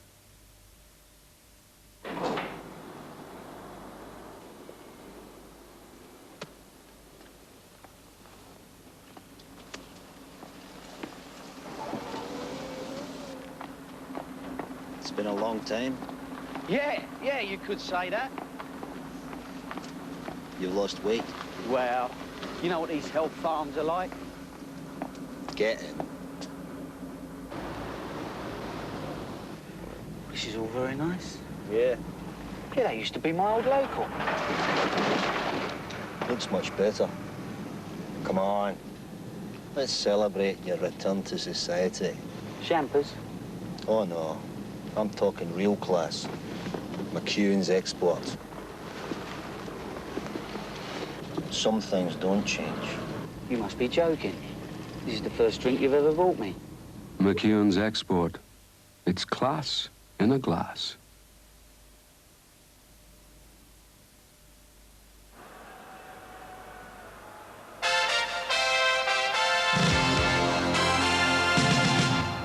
Welcome back to Hampden Park. 1-1, of course, a half-time score. Andy, the last chance of the first half fell to Rangers, but if you could call it a chance, I mean, a terrific strike from Gary Strevens, wasn't it? Tremendous. It must have been all of 30 yards. He's got his head down, he's thought, I'll have that. I mean, look what it's bounced back out. Terry Butcher's had to leap about 6 feet in the air at the 18-yard line. But that, to beat Theo Snelders, who's a big boy, who's a huge lad from that range, it must have been a hell of a shot. OK, I mean, the big question, how do you see it going in the second half? I think it went much the same. I mean, I think Rangers have dominated in general, but Aberdeen, I'm sure, have decided that they'll soak up as much pressure as they can because that's their strength in defence, and they'll look to catch Rangers on the break with the pace of Jim Bett, Paul Mason and the young lad Jess. I'm sure it'll be more of the same, and if we have more of the same excitement, we'll all be well happy. OK, Andy, well, let's now go to Ian St John, who's up in the commentary position with Jock Brown. Ian, your impressions of the first half there? Well, I thoroughly enjoyed it, Jim. After a sort of, edgy first 10 minutes, which is always the case anyway, both teams sort of just fencing a little bit. But the game warmed up. I thought there was lots of incidents to discuss, obviously. The penalty kick, I'm glad to hear that Andy agrees with us. So he will get some of the hate mail as well. But I think I'm looking forward to a very good second half because I think the game's so evenly balanced. Not just because it's 1-1, I think in terms of the ability of both sides, it's very evenly balanced. And to tell you the truth, I wouldn't like to say at this stage who would win this one. OK, well, the team's coming out onto the park now. It's time to rejoin match commentator Jock Brown. Thank you, Jim. Yes, the Aberdeen team out first, and the Rangers players now arriving. Looking closely around the sets of players. You see the damage done in the first half to Richard Gough has been patched up at half-time. They clearly had to protect that forehead injury, and that certainly has now been cushioned. He's concerned perhaps now about the sun, which is now coming over the covered terracing behind the goal, and that may cause some problems for defenders and goalkeepers alike. No changes, though, in either lineup. The Aberdeen side have in reserve Willem van der Ark and Brian Irvin, and Rangers have Ian McCall and John Brown. There's one of the most controversial figures of the first half, the referee George Smith, coming out to start the second half. They administered 3 bookings to Robert Connor and Alec McLeish of Aberdeen and to Mark Walters of Rangers in the first half, so they'll have to be careful. So check of the watch, and the match is back underway. So McCoist going forward for Rangers. Here's Trevor Stephen and Wilkins.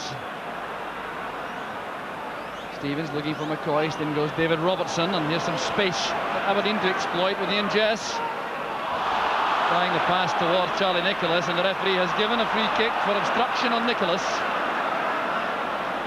Gary Stevens shielding his eyes against the sun. Very awkward sun for the moment for the defenders. In fact, it's not in the goalmouth area quite so much, so the goalkeepers may escape the worst of it. Or Chris Woods in particular. Here's Brian Grant and McKimmie. McLeish helps it on. Stuart Munro being left to his own devices by Chris Woods.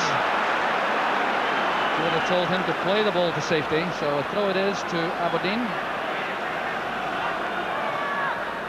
Mason turning away from Munro, but guilty of a push to win that advantage, so a free kick is given to Rangers right on the goal line.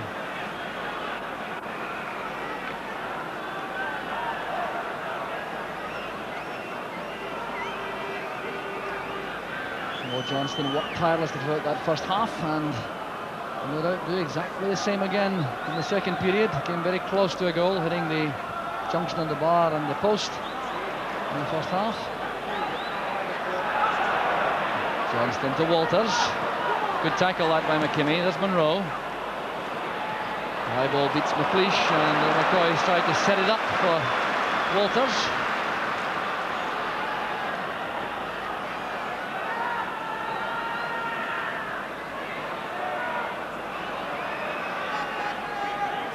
Nicholas trying to hold off Butcher. He's won the ball from Ferguson, and every way's play on. Rangers look for a free kick. Here's Connor. David Robertson sprints past him. Connor comes inside using Grant.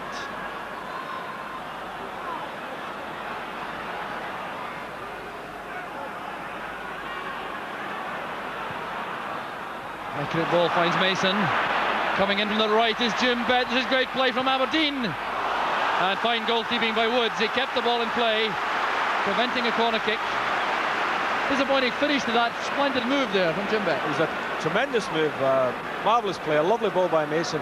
Actually, I thought Jim Bett had to knock the ball square there rather than have a go himself. Perhaps regrets the first touch.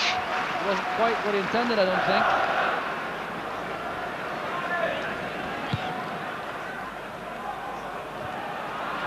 Bett's header. Connor fighting hard. There's Nicholas releasing Mason. Woods again changing his mind. There's Mason. He couldn't pull the ball back across the face of the goal. Ian Jess hoping for an accurate cross. But again, the left flank of the Rangers defence opened up for Paul Mason. Well, he really did well, Paul Mason, getting there. And I mean, he was racing at pace, so it was a very difficult ball to turn back. But he tried to do it. As you can see, it was almost getting to the byline. Tried to turn it back and just over the crossbar. But, you know, always a threat in the match now, Paul Mason. His confidence must be high, of course, since that goal. There's Jess screening it and turning well. Well tackled, though, by Stevens. There's Butcher. McCoist moved well to find space. Now Walters. Rangers pushing players forward now to support this attack. Walters taking on McKimmie. Here's Trevor Stephen. Too much pace on the ball. Across the face of the goal, Stephen couldn't keep it in. Kimmy inviting Walters to go on the outside. He checked inside, then angled that across, and just too far ahead of Trevor Stephen.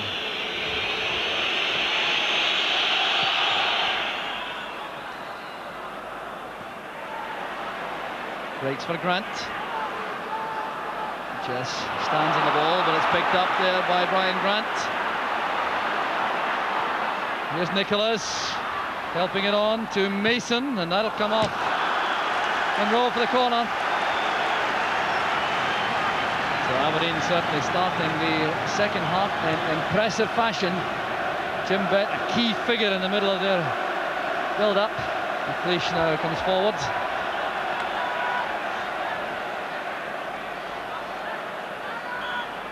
Once again, every Rangers player inside his own box. Connor looping it in. Up goes David Robertson. It's back towards Grant, and the ball took too long to come down to the right height to strike it. Grant snatching at that and sending it well over the bar.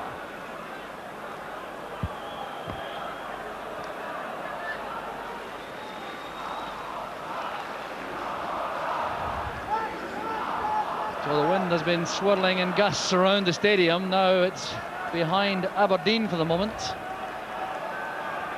It certainly helps their shooting chances around the box. McLeish playing it forward. In goes Butcher. Ferguson to Wilkins. Well, that was intended, I think, for Mark Walters.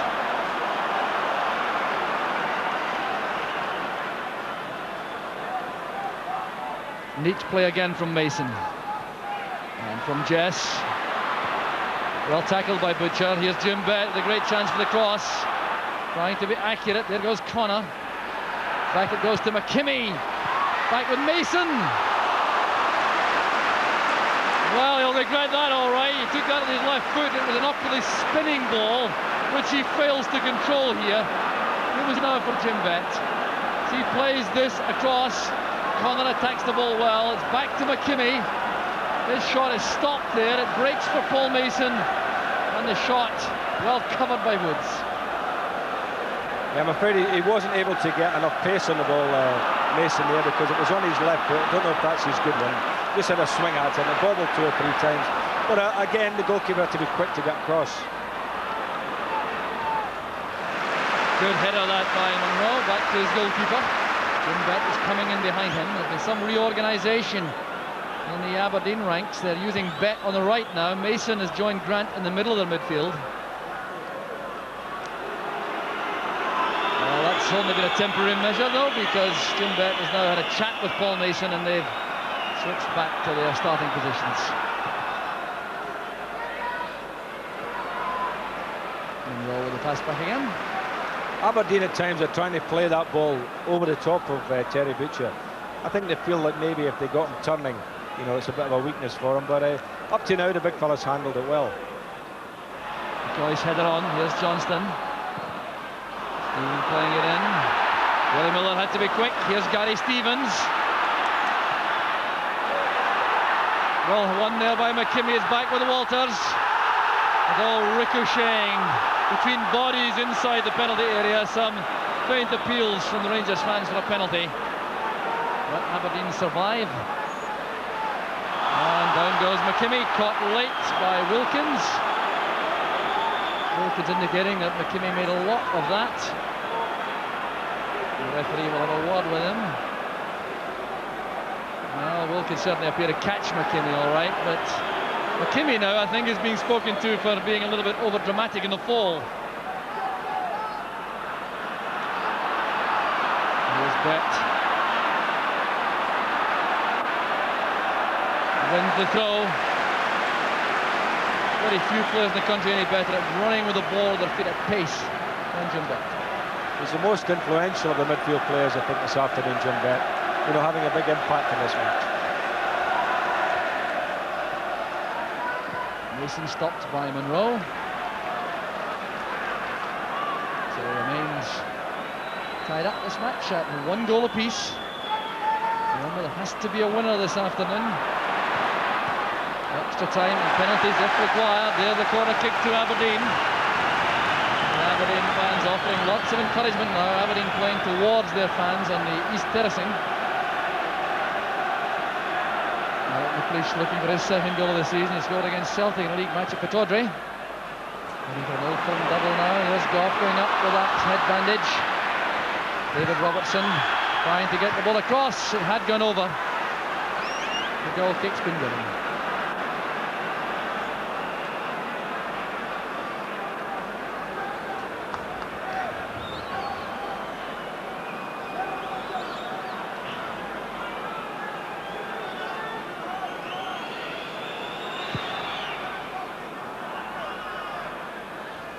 Lish with the header. There's Stevens. David Robertson will have to play this. Mo Johnston ensuring that.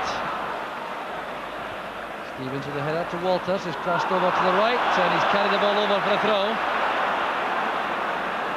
10 minutes into the second half now. Rangers 1, Aberdeen 1. Aberdeen taking the lead in 22 minutes through Paul Mason, and Rangers equalising in 35 minutes from the penalty spot. Not Walters. There's Charlie Nicholas, opening play out. Here's Mason, McKimmie sprinting through. Here to be impeded there, down he goes in the clash with Ferguson, looking hopefully towards the referee, and Willie Miller and Alec McLeish now going towards the referee also, clearly trying to express the view that that was as good an award as was given against them in the first half. I thought the infringement there, Jock, was in the first place outside the box when Monroe sort of just balked his run there. I don't think it was a foul the second time.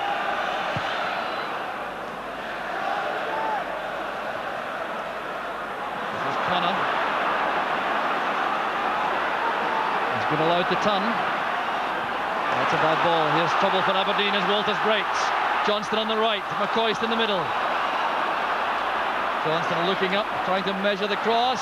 McCoist was there. The ball was half blocked there by David Robertson coming across, I reckon. The sting came out of it. Here was Johnston lining up the cross. David Robertson was there. It appeared to come off his arm indeed. And there was McCoist with the header without any real power. There's Walters and Goff. Goff has earned some space for himself. Not too pleased with that pass. There's Connor.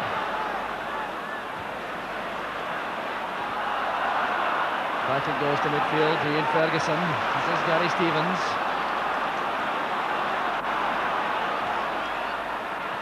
Robertson steps in. Oh, that's fine play again from Ian Jess. Such a promising player. Great play. Over across to McKimmie. He has Mason on his right, Nicholas through the middle, and Bet square. Here's Mason. Good effort. Back with Grant, and that was off Richard Goff, and spinning away for the corner kick, and that move was entirely inspired by Ian Jess. And here was Bet taking the pass inside from McKimmie. Mason took over coming inside. That shot was blocked, so was Grant's. But it's a corner to Aberdeen. Taken away by Johnston. This is Grant. Now Miller. Into Nicholas. A great chance for Charlie Nicholas. His first real glimpse of goal in the match. Well, that was the effort of a striker, perhaps short in confidence. A great ball played by Willie Miller and good goalkeeping by Woods.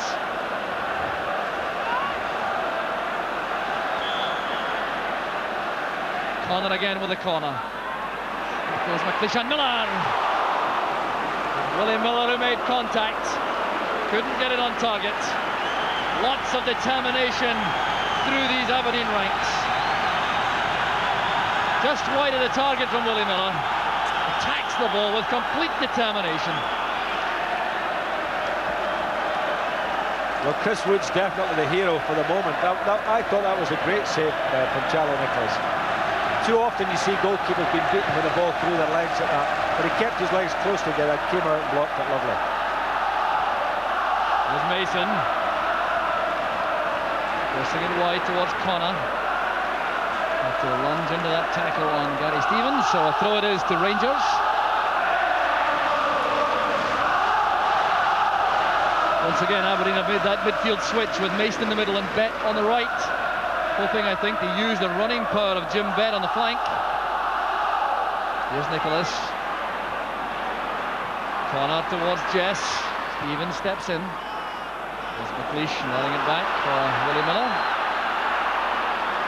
Remaining very calm as McCoy's pressurised him. That's a bad ball by McKimmie. Miller did well enough to force it forward. Wilkins into space for Ferguson. Over on the far side is Walters.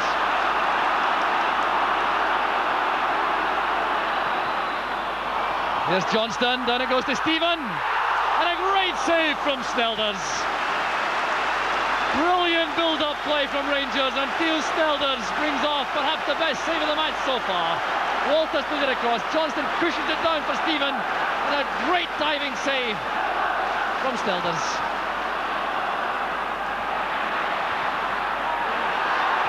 There's Terry Butcher, and the header saved well by Snelders. Scarcely a moment to breathe here at Hampden. The corner kick coming over. Butcher coming in, climbing well, nodding it down, and Snelders once again to Aberdeen's rescue. 1 hour gone in the Skull Cup final. Still all square at 1 goal each. Here goes Bet, testing the pace of Butcher. And Butcher did well, forcing Bet to hurry the cross. That does appear to be the ploy, though. You need to use Bet's pace on the right. Well, that would appear to be, and as I say, he's having a big impact in the game, Jim Bet. Controlled by Walters for Wilkins, and now it's Monroe. Interception made by Mason. Here's Bet. Holding off Monroe. Miller has Robertson breaking on the left. Good play from Robertson. Now Jess takes over. Looking for Paul Mason. Back to McKimmie. Trying to find Nicholas in the box. There's Butcher. Bet switching it again. Good play by Mason. Great play by Paul Mason. And a terrific recovery challenge made inside the penalty area by Stuart Monroe. Colin getting back for Aberdeen. Monroe still on the ground inside his own penalty area. It was a magnificent piece of defending by Monroe. This was great play by Aberdeen. Bet lofting it to Mason. Look at the control here, going inside Stephen. Trying a left foot shot, and it was Monroe at full stretch who blocked it, then took a boot around the ear. Well, Paul Mason has certainly looked apart this afternoon on the big stage here at Hampden Park, his first big final, and he's having an outstanding match. Appeared to catch Stuart Monroe accidentally there with his boot after the block had been made by the fullback. And Stuart Monroe certainly covered 10 yards very quickly indeed. To see this again, the way Mason went inside Stephen, across came Monroe, and there was the impact after the tackle was made. That was a timely tackle, because I think that ball was going to bend round the right-hand side of Woods there. So no luck for Paul Mason, and Stuart Monroe is back on his feet.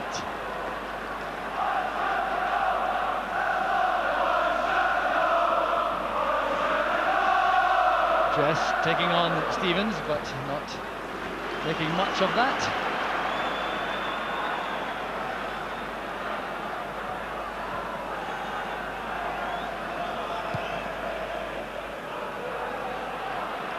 Header by Robertson. There's Goff. He's playing it wide for Johnston. Here's Stevens. Wilkins.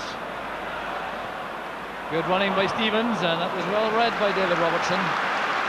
Coming in to intercept and play the ball out for the throw.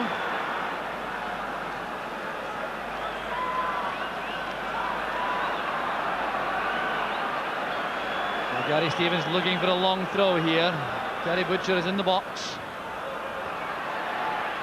Back it goes to Stephen. It's blocked by Bet. Well, appeals again for handball, but clearly that played the man if it did strike it on. And this time it's Charlie Nicholas who's penalised for making a back for Richard Gough. He didn't attempt to play the ball. And you can take it from that Nicholas is not too pleased with the referee's decision. There's Monroe. Moving Gough at the back.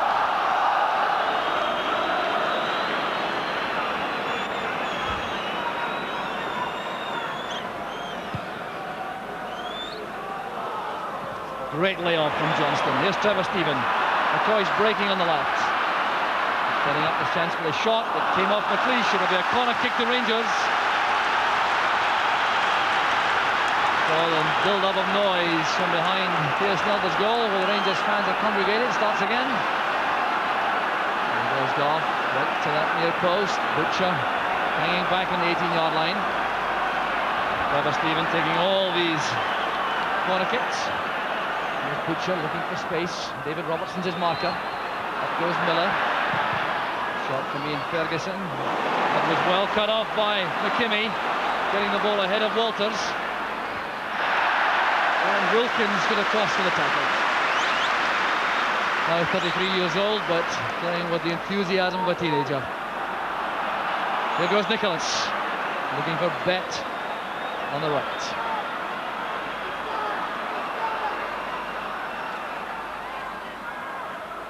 Mason. Here's Nicholas. And it's picked up by Johnston. Error from Nicholas. Boyce comes back. This is Monroe. And Butcher.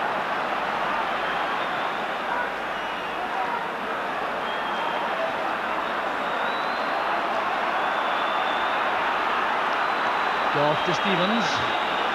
Well, the match is not one. You just switched on. You're wondering if Rangers are in the lead. They're not. It's one each. And the Sol Cup final still hanging in the balance. With extra time, a distinct possibility. And you won't miss any of that. And the free kick goes to Aberdeen.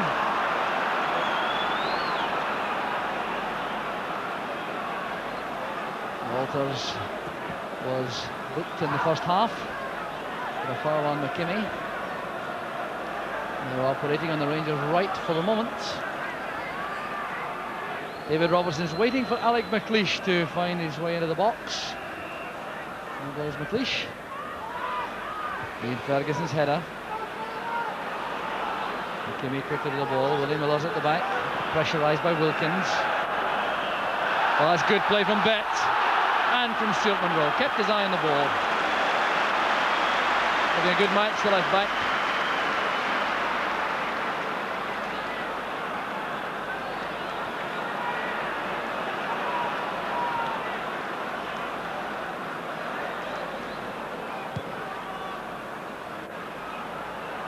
Connor going up with Walters. There's Gough.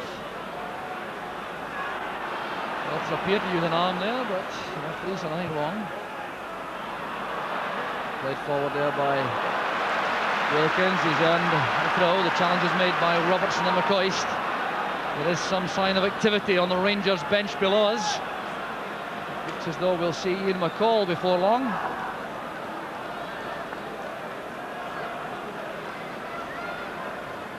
There's a throw to Rangers to be taken by Gary Stevens.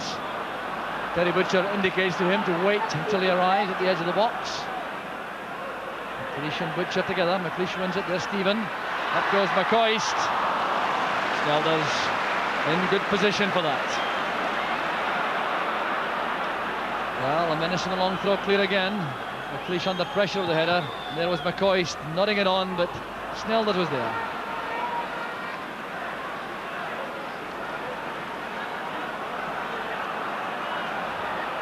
There's Butcher. Ball hanging in the wind for Johnston with a layoff from McCoist.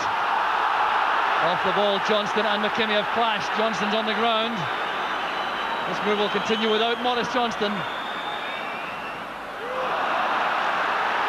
And the referee and linesman agree that that should be a goal kick. The referee now looking towards Johnston, who's on the ground.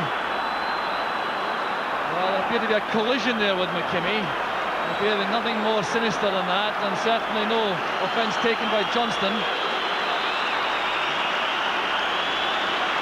And there's the change being made by Rangers. The player coming off is the Rangers goal scorer from the penalty spot, Mark Walters. He goes off to be replaced by former Dunfermline Athletic player Ian McCall. On familiar territory here at Hampden Park. He played for Queen's Park before going to Dunfermline. He's the player who turned the match against Dundee United in the league last week. Earned him a place in the 13 for this afternoon's match. Bush with a high ball, looking for Connor. It's won well by Stevens. There's McCall, well tackled by Robertson. This is Nicholas.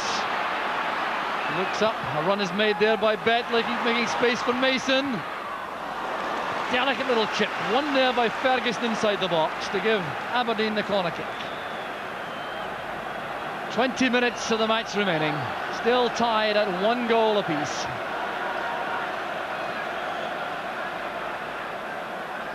Blood stained there, that bandage on Richard Goff.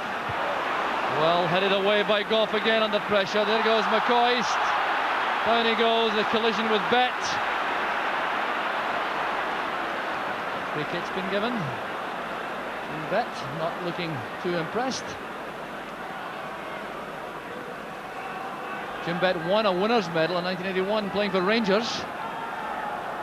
Now trying to do the same in Aberdeen colours. After disappointments he's had. He wasn't in the side which won in 1985, he was out through injury. There's McKimmie. Butcher's clearance. McKimmie again. Looking for Nicholas. Stevens comes to meet the ball. So did David Robertson for Aberdeen.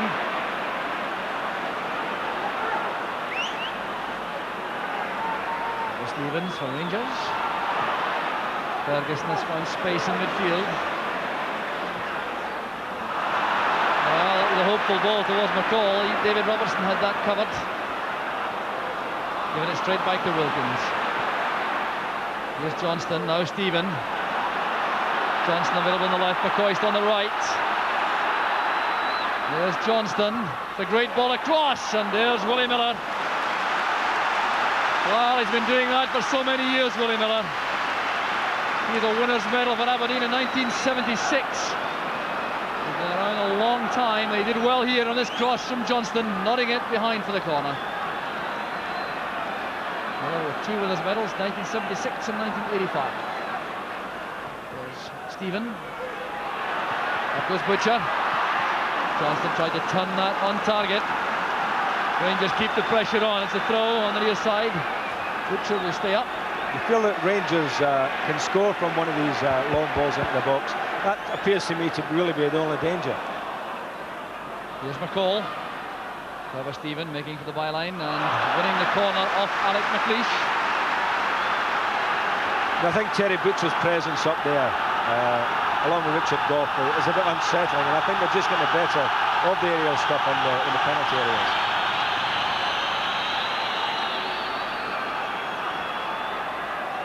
Clever Stephen on the corner. Up goes Butcher again. Ryan Grant had to play that. Stephen would have kept it in play. Back with Wilkins. Aberdeen now pushing out of the box. Great pass that from McLeish. First time to Jess.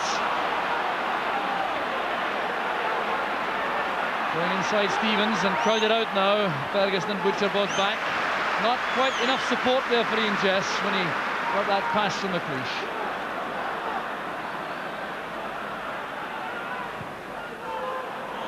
The offside flag is up. McCoist out on his own up front. They're carrying the damage inflicted against Dundee United 8 days ago.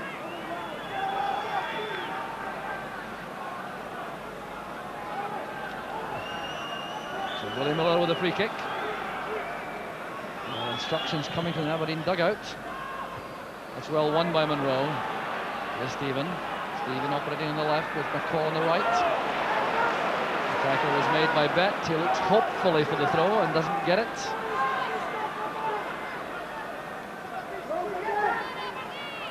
Stephen trying to hold off Mason, now using Goff at the back. Cross it goes to Stevens. He has lots of space to work in. Here's Ian Ferguson. Now McCall. Johnson the layoff. Here's Stephen. Back it goes to McCall. And Connor tidying up for Aberdeen.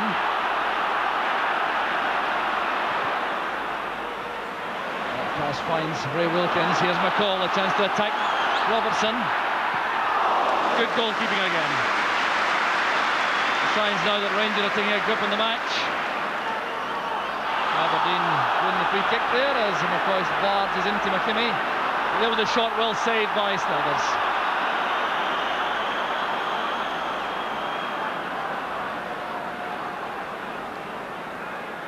An indirect free kick indicated by the raised left arm of referee George Smith.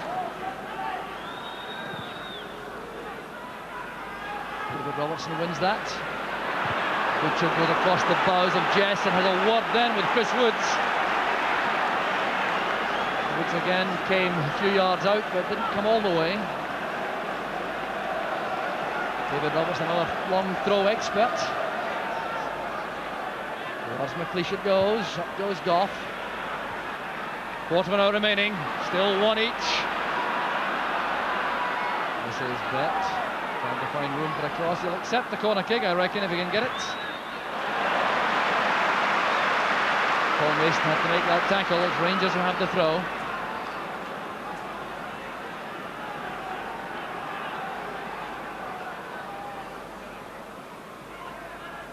Johnson's back heeler picked up by Grant. This is Bet.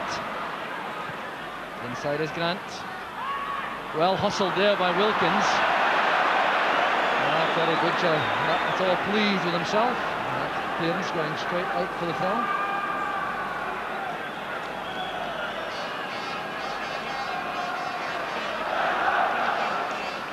Nicholas trying the turn.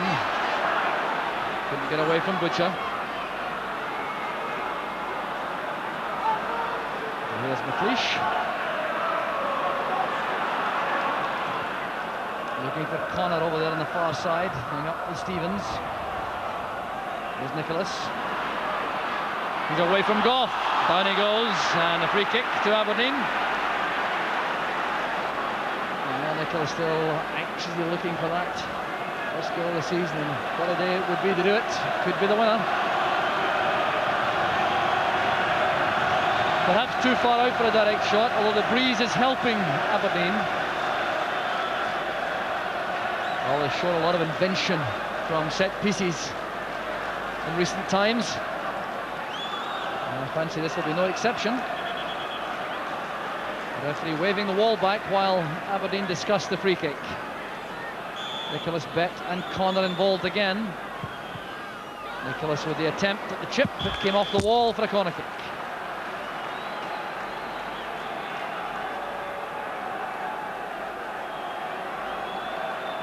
Well, we're at the stage in the match when it will be very difficult for either side to come back from losing one now. Tense moments these. There's Jim Bet.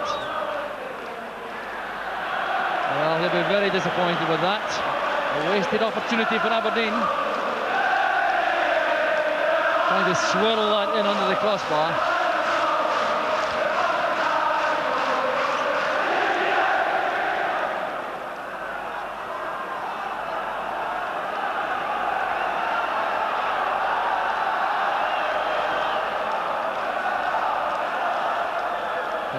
McLeish with a foul by McCoist. There's now some activity on the Aberdeen bench. They're going to make a change, I think. Here's Willem van der Ark, but here's Nicholas turning in the box. This is when he's at his best. Laying it back for David Robertson on the run.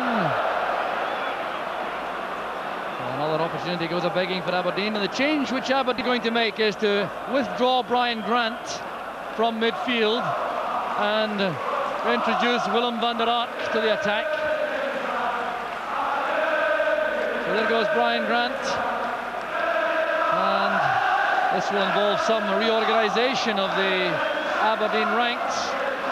Van der Ark has a word with Paul Mason, who I think will be dropping deeper into a right midfield. Ian Jess is going across to the right side of the attack with Van der Ark on the left.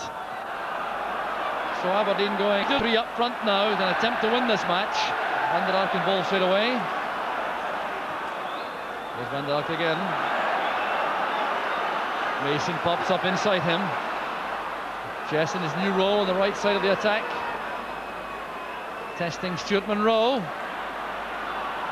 Good play by Jess. There's McKimmie. Nicholas teeing it up for Jim Betts. Beautifully constructed move once again from Aberdeen. Bett was on the end of it, but it was Ian Jess who set it all up in the first place. McKimmie with the cross, but Ian Ferguson just can't quite reach. Nicholas then laid it into the path of Jim Bett, and the shot was well saved by Woods. Now McCall and Stevens for Rangers, 10 minutes remaining, still 1 each. And McKimmie with a calm header down to Snilders.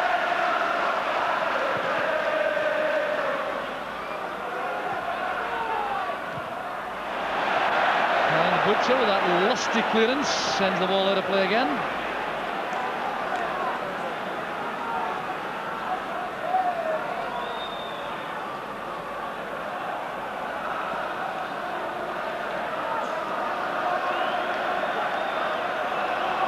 Aberdeen play the ball along the back four. McLeish has it now. Here's David Robertson. Van der Ark going through the middle now, offering himself at a target with a high ball, and that's well taken by Woods. Well, Van der Ark looks to me, I mean, I haven't seen the boy play before, but he looks about 6 feet 3 or 4. I don't know how tall he is, Jock, but I would think he's got to be an asset now for any corner kicks and free kicks. The Rangers coming again with McCall. Good running there made by McCoist. Willie Miller goes with him. Great defending by Miller. Now the referee's given a foul, I think, against McCoist. Well, there you are. He's given a foul against McCoist for backing into Miller.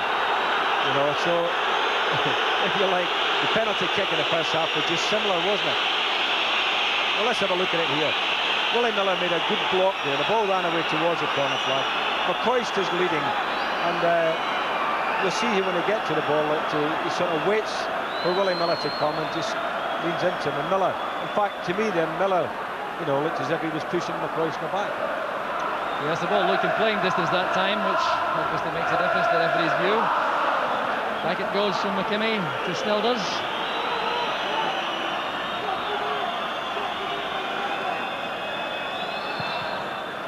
Willem van der Ark, who is in fact 6 feet 5 inches tall, is in the attack, and Aberdeen are hoping to capitalise on that, although most of his goals for Aberdeen have come on the ground, funnily enough. Here comes Trevor Stephen.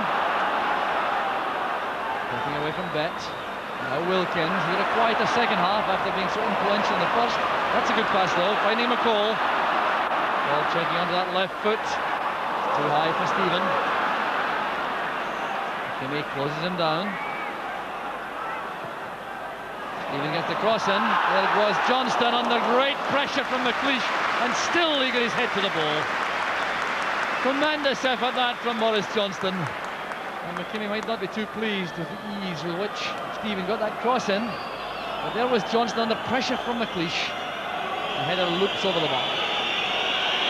I must say I've been impressed with Maurice Johnston today, not just with his heading ability, because he's a lovely little header of the ball, but his general play has been first class. He's never given the ball away the whole afternoon. Here's Wilkins. Trevor Stephen. Rangers looking as though they don't fancy any overtime this afternoon. They'd rather have the match settled within the 90 minutes. And there's McKimmie. That's an awkward one. Well, a smile on the face of Stuart McKimmie. He had complete faith in his goalkeeper. Certainly seldom misplaced that faith. A very awkward ball. There's Butcher, now McKimmie. The ball played forward, but Nicholas is onside. He has Van der Ark waiting in the middle. Here's Nicholas. And Goff came across swiftly to block the cross. That undoubtedly was an opportunity though for Aberdeen, which they failed to exploit. Although they do have the corner kick. Blood seeping below the bandage there in the face of Richard Goff.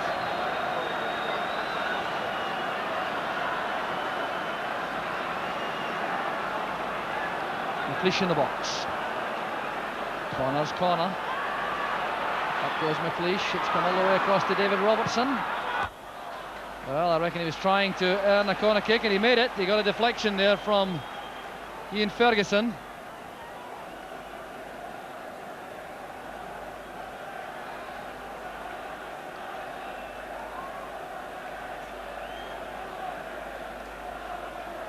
So a corner kick on the far side.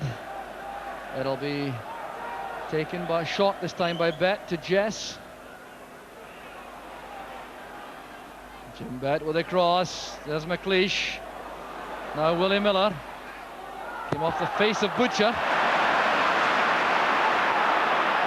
McKimmie on towards Miller. The ball's still in play. And then it went out. And the linesman flagging Willie Miller.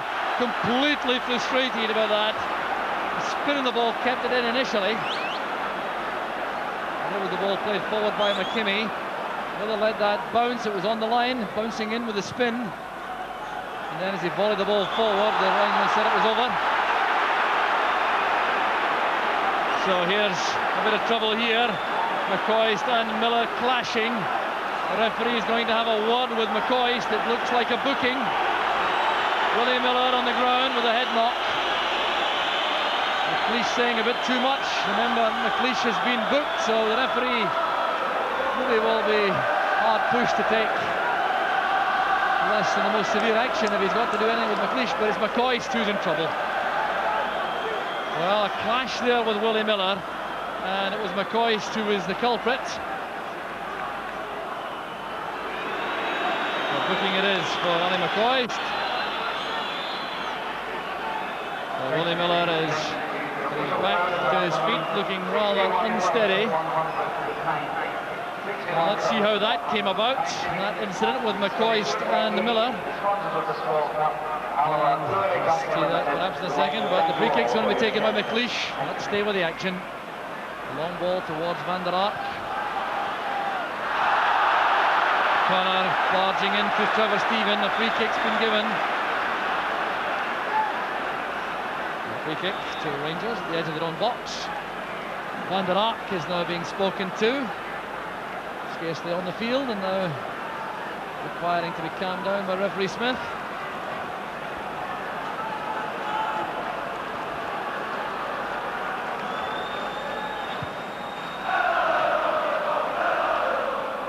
There's David Robertson. Headed away by Butcher, helped in its way by Stevens. There's Connor under pressure from Wilkins and Ferguson. Bet sorted out in the middle of the field. A superb match he's had for Aberdeen. Now Nicholas easing the ball away towards Van der Ark. Back down with David Robertson. Aberdeen have players in the box. Chris Wood's coming to claim it, and a very good, confident catch. McCall free on the left for Rangers.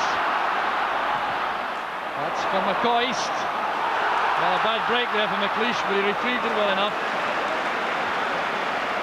Well, McCoist making a splendid run, but McLeish really is a first-class centre-half.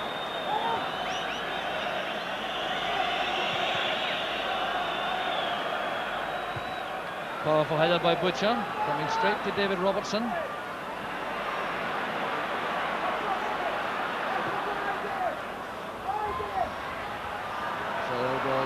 Challenge from Miller. Butcher wins it.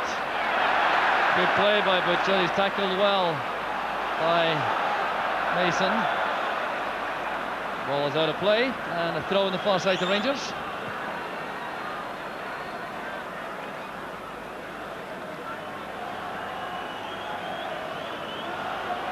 So Gary Stevens now with a throw. Chested down by McCoist to Stephen. There goes Johnston. It's great play by Johnston. Fine control. Now McCoist. Connor is there. There's David Robertson under pressure from McCoist.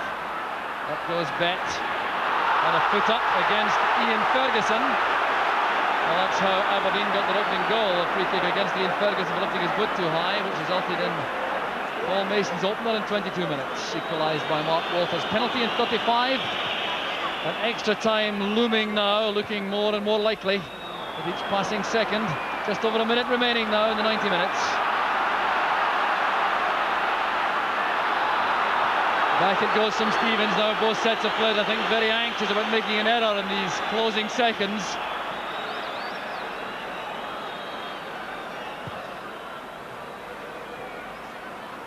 Corner judging that well again. Van der Ark chasing Stevens.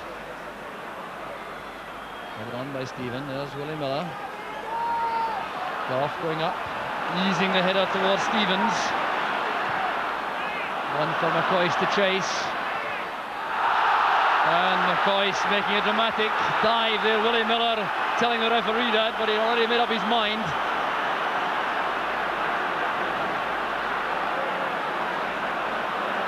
So a throw it is to Rangers rather than the free kick McCoist was playing for. There's Stephen going away from Connor, running into Mason rather, who made a fine tackle. The referee's given the free kick, and this may be the last opportunity in the 90 minutes for the match to be won. A free kick to Rangers, 25 yards out. Build-up of noise from the Rangers fans, sensing the possibility of victory in the last few seconds. Now Ian Ferguson has an almighty finish in his right boot, and he may be the player to try to test Theo Snelders. Well, we've seen Ferguson's power many times before. He's going to have another go. The wall will have to be brave. Wow, what a tremendous let-off for Aberdeen. Snelders couldn't hold it. The shot was so powerful, thundering through the gap there. Snelders with his body behind it, couldn't hold it, but he got help from Van der Ark. Well, that shows the power in the save. Van der Ark doing well in defence, and ball's in the box again. Van der Ark defending. Ferguson forward, there's Johnston! And almost the winner in the most dramatic circumstances, right on the whistle. Van der Ark here heading clear, then attacking Ian Ferguson, who's brave enough to head it forward. There was Johnston with a hook shot, wide of the target. Well, certainly bad for the nerves this job. Doesn't matter what team you support here this afternoon, because this is the most exciting finishes.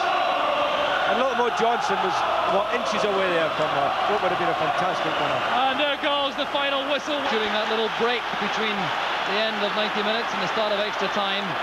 And stamina sapping it certainly has been in the 90 minutes to date. It's one each, remember. And 30 minutes of extra time to come, 15 minutes each way. Referee George Smith checking with his linesman. It's Rangers who will restart the match, playing from left to right. There's Wilkins and McCall on the far side. Rangers still have John Brown available, and Aberdeen still have Brian Irvin, who could come on to freshen things up before the end. Here goes Mason and Nicholas, back with Bet. Near side is Robertson.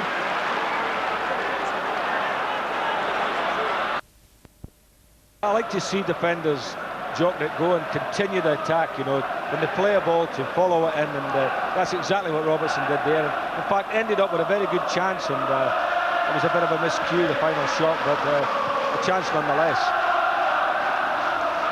Bet winning the high ball. Stevens going up with Nicholas. Good challenge there by Connor. The referee's given the foul against the Aberdeen player. Put up, I think, would be the verdict.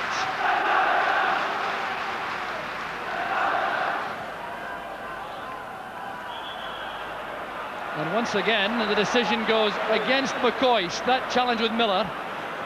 Well, the crucial one which the referee gave Rangers' way was the one in the first half which gave them the penalty when Willie Miller had judged to have fouled McCoist, and it certainly looked to be a very strange award. And since then, McCoist has been penalised frequently by the referee.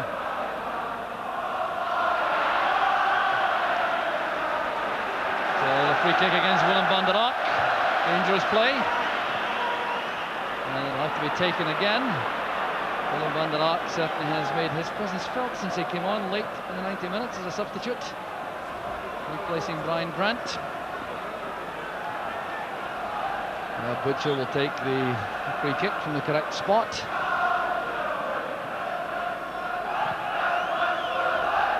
Touched on by Stephen. Here's McCoist. Well won by McLeish. Kept his eye on the ball all the time. Back with Ray Wilkins. There's a shooting chance. Well, worth the effort that from Wilkins. Well, I think he's upset about that. Yeah, normally scores from that distance, Ray, you know.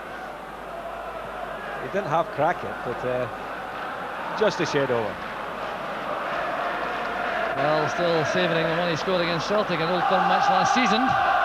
Hasn't managed to break his duck this season so far. There's Stevens. Fleesh underneath that. Robertson completes the clearance. Stevens careless there, allowing Jim Bett to collect. Bett going away from Butcher. He has Ian Jess on the right. Van der Ark waits in the middle with Nicholas. And the cross, a disappointing one. Perhaps looking a touch leg weary now, young Ian Jess. Well, I think he's entitled to be. I mean, he's played flat out the whole of the 90 minutes, and I mean, looking at him there, he just looks like a schoolboy, doesn't he? But he's had an excellent game. I mean, I'm sure his parents will be very proud of him after this one.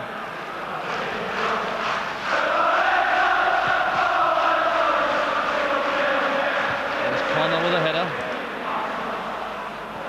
Johnston working hard again. And back to link with his midfield. There's Wilkins. Now McCall. Really talented left foot. Cross goes Miller. Here's Mason. Van der Ark doing well. There's Nicholas. Turning Goff, using Bett. That's one for Jess to chase. Beaten to the ball by Monroe. But these high balls forward now from Aberdeen have much more effect with Van der Ark there. The little touches on towards Nicholas.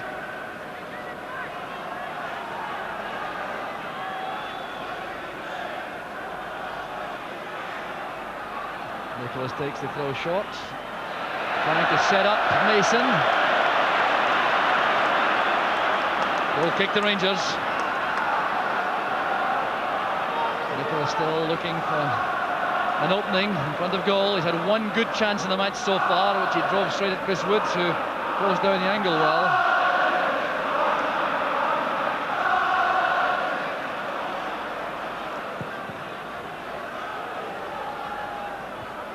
Johnson getting up well again, but no one on either side here. It's Robert Connor who takes over. Well, Bett had checked out of that forward run before the pass was released. David Robertson quickly to the scene of trouble there, but here's Wilkins, and with Robertson out of position, Johnston goes right into that gap. Stephen is there. Here's Trevor Stephen. There's a great chance for McCall.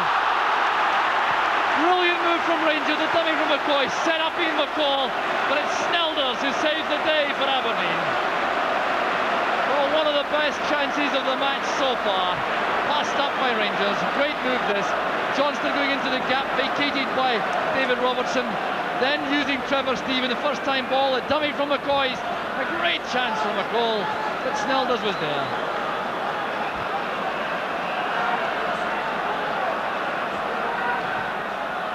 Robertson lofting it forward. Stevens underneath it, the header goes straight to Connor.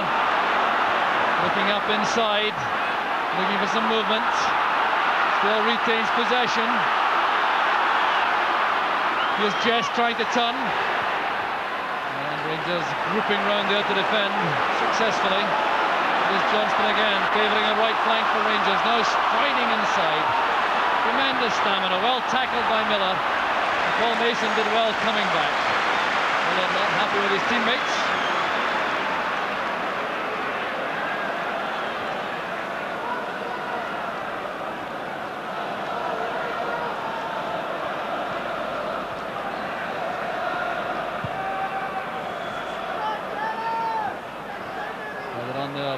Jess. Throw to Rangers.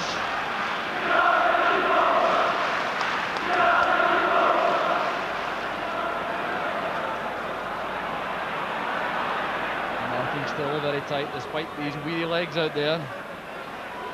David Robertson lofting it high towards Van der Ark. It's a good turn by the big fellow. He took a rap in the shin from Ian Ferguson. Now Jess. Holding off McCall. Fighting hard with Ian Ferguson now. Turned away by Ferguson. A sandwich on Jess results in a free kick to Aberdeen. Well, he showed lots of courage as well as skill on that occasion, young Ian Jess. Van der Ark here, controlling it well, stepping inside. Ferguson taking one just above the ankle. High ball played in by Betts. Up goes McLeish. Van der Ark's there. There's Nicholas trying to turn. Van der Ark, and it's punched away by Woods. Fine goalkeeping there by Chris Woods. Charlie Nicholas can scarcely believe it. He thought he'd done enough there. Either way, finds room for himself here. A turn and stab the shot. Woods at full stretch and reacting quickly before Van der Ark could cash in.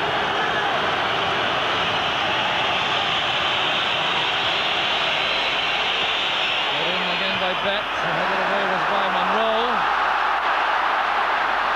Corner going in. Half caught McCoist. The referee has given a throw to Aberdeen. Now, for my money, that was a foul on McCoist.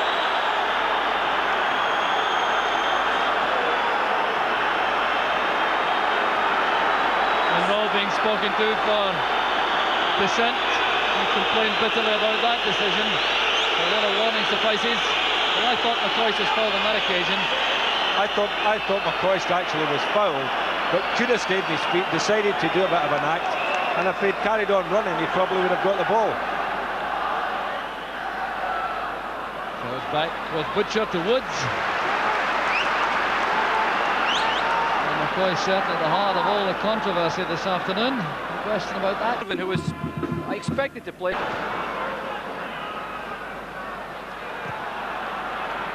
Here's Trevor Stephen with Gary Stevens behind.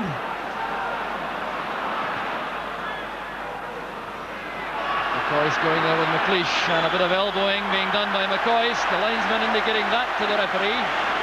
You know, McCoist has been booked already, and he could get booked for persistent fouling, Jock, because you made the point earlier that most of the fouls at the moment when Rangers attack seem to be around McCoist.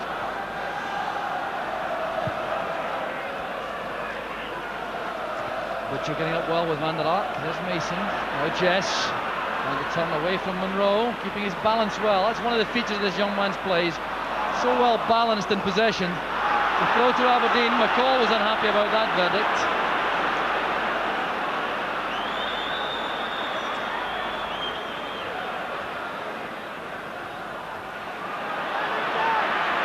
Mason choosing his strength on Ferguson.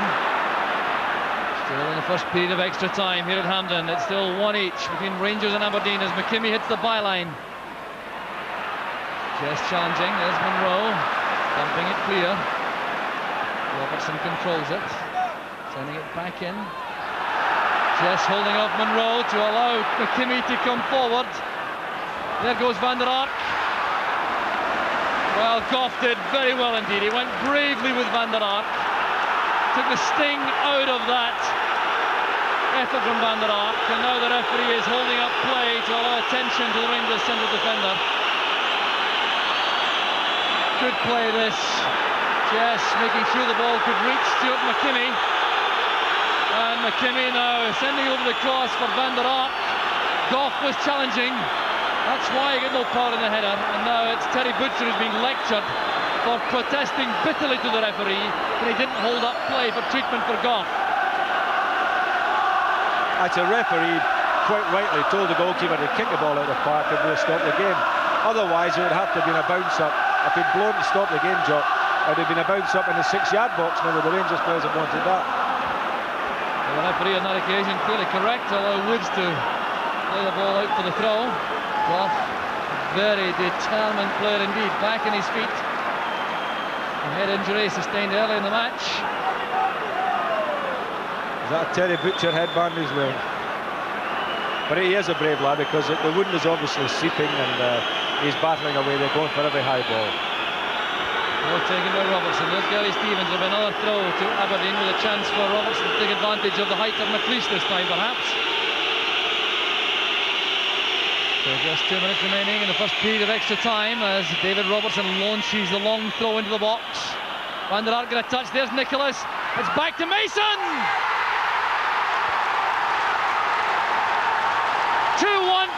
Aberdeen, Jockey Scott on the track. And the long throw did all the damage.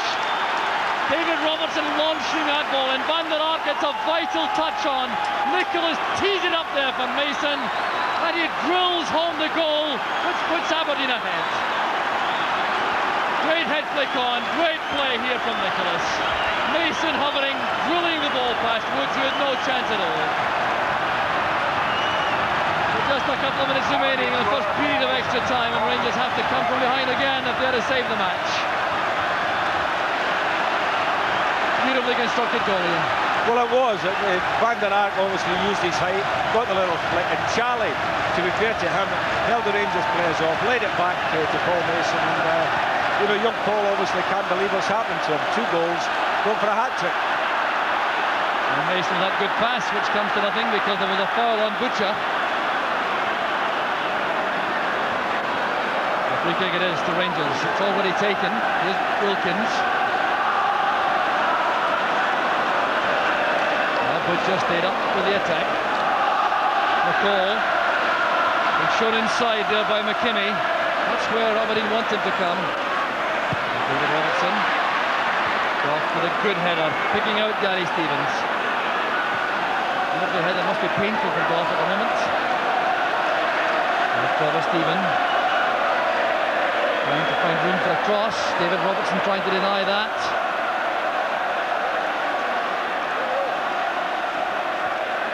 Stephen forces it back to Gary Stevens. Ian Ferguson to McCoist. Fine effort, well saved by Snelders. Well, this is good play again from Rangers. Gary Stevens takes the pass from Trevor Stephen, flights that ball in, turned away by Ferguson to McCoist, the hook shot in the turn, and that's great positioning by Snelders. Didn't quite get enough on it to get it across the face of the goal, otherwise it would have given them more problems. But a good save by the goalkeeper.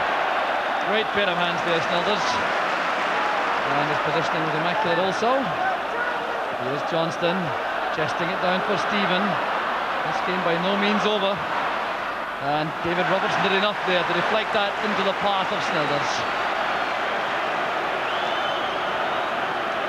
So dying seconds of the first period of extra time. The referee checking his watch. And there goes the whistle for half-time. Aberdeen have taken that vital lead. And Terry Butcher throwing the ball, hitting George Smith, the referee, in the head.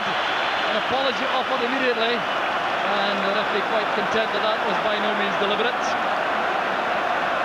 So the players changing round instantly. And the Aberdeen fans still delirious there behind the goal to our right. We've watched a performance full of courage and determination and packed with lots of skill. There's the goal scorer, Paul Mason. He's got 2 now, taking his tally for the season to 8.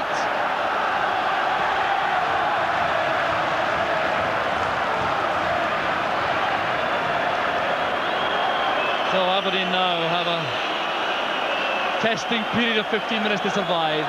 Do they fall back into defence, Ian, do you think? Well, I hope not, because I don't think they should let Rangers get the ascendancy. I think if Rangers could get the ball in and around the Aberdeen penalty area, they're always looking dangerous.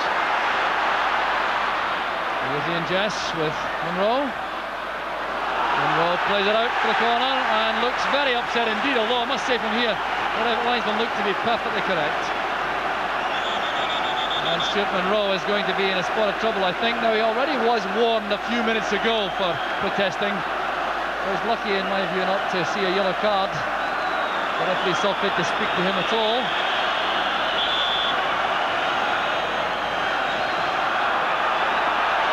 Now, Aberdeen looking for the goal, which would surely be the killer now. There's Connor with the corner.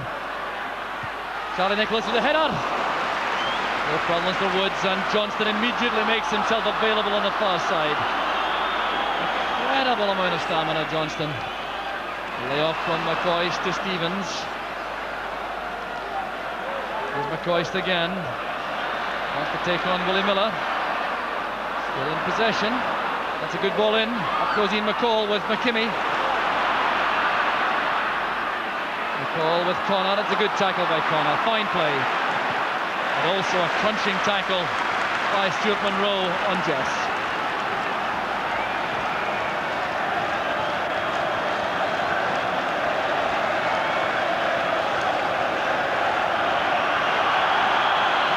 McKimmy's throw appeared to be a charge at the back of Nicholas by Butcher, but the referee said a miss, and now Stevens should win the race all right with Van der Ark. The big Dutchman making life difficult for Stevens.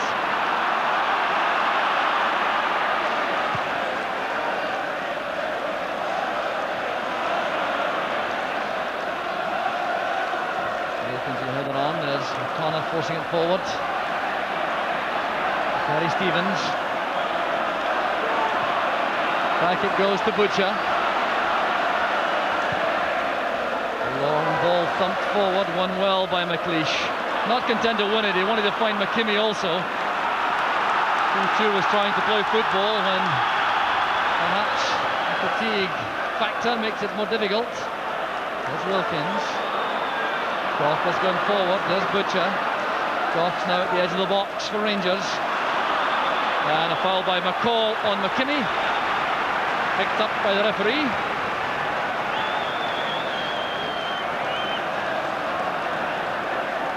The free kick to Aberdeen, and Alec McLeish, you can be sure, will be in no great hurry to take this, with Aberdeen leading by 2 goals to 1.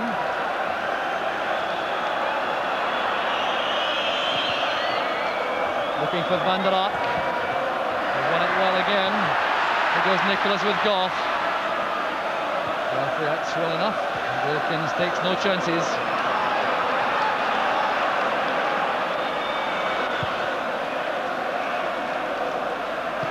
McLeish with a layoff again to Bet. Bet's in trouble. Here's Mo Johnston. Thought about a shot. And they elected to use Wilkins on the right. Here's McCoist. And Snelders pulls off the save of the match. Quite outstanding goalkeeping from Theo Snelders. Johnston out to Wilkins. A great ball in here. McCoist to the head flick on, and what a save from Snelders. Corner kick. And Aberdeen will be delighted about that in view of the effort made by McCoist. There goes Snelders again. Goff went down and the ball was in mid-air, and some protests from the Rangers fans. Well, Richard Goff certainly looking as though he's been through the mill. Well, what a debt Aberdeen owed to Theo Snelders, Ian. Oh, he's been outstanding, but I mean, as you can sense, the game is not over, because every time Rangers get up there, they look dangerous. And if Rangers do score, I think Mo Johnston will be at the heart of it, because he's the man that seems to get in all the trouble. Back it goes to Butcher. The high ball favoured again. McLeish has handled these well. There's Mason. Butcher judged the bounce well. There's Johnston again. Now Stephen. Half blocked by Mason. There goes McLeish. And the wrist ball picked up by Mason. Always wants to play football in the defence. That's a great ball. Van der Ark has the legs now to test the Rangers defence. Nicholas waits in the middle. Jess arriving late. And a fine challenge there by Butcher, giving the corner kick to Aberdeen. Butcher congratulated by Wilkins, because Rangers certainly were stretched on that occasion. That's the problem about their all-out attack now. They could get caught with Aberdeen break. It was a super ball by Paul Mason over the top of Terry Butcher for Van der Ark. But give Butcher credit, you know, to make up about 5 yards, and he eventually got there. Here's Connor with the corner kick. Goes David Robertson. Nicholas now sending it back in. Ian Ferguson's header out. This is Bet. Connor calls for the ball on the right. Take it to the corner flag, I suspect. Using Jess.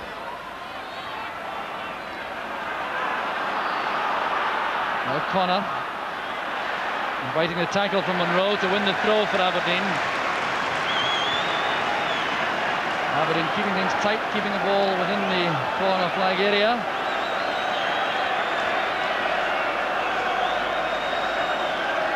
So there's the Aberdeen bench. Jockey Scott on his feet with instructions. Drew Jarvie beside him. Alex Smith still in the director's box. Throw by Bet. Goff winning it despite the attentions of Van der Ark. Here goes McCall on the break now with Johnston. Rangers overloading now on the right with McCoy using Stevens. Blue jerseys now racing towards the penalty area. Back with Wilkins. The early ball played in. There was Robertson. Now McCall. Robertson again. Good defending by the young fullback. And indeed it's an offside decision. It'll be a free kick to Aberdeen. No one noticed the linesman's flag on the far side raised aloft. So it'll be a free kick to Aberdeen inside their own box.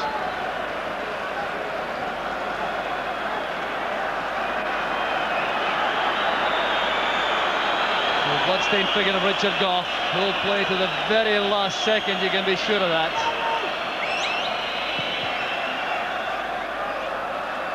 Stevens with the header. Butcher stayed upfield.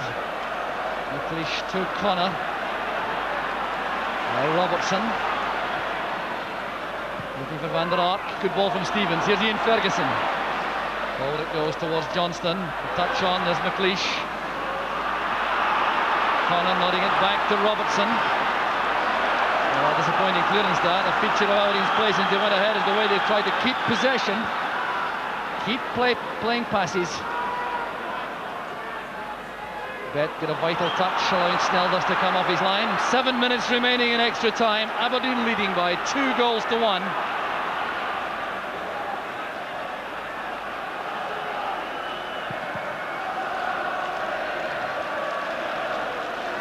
Van der Ark with Goff. Nicholas goes in behind. Good control.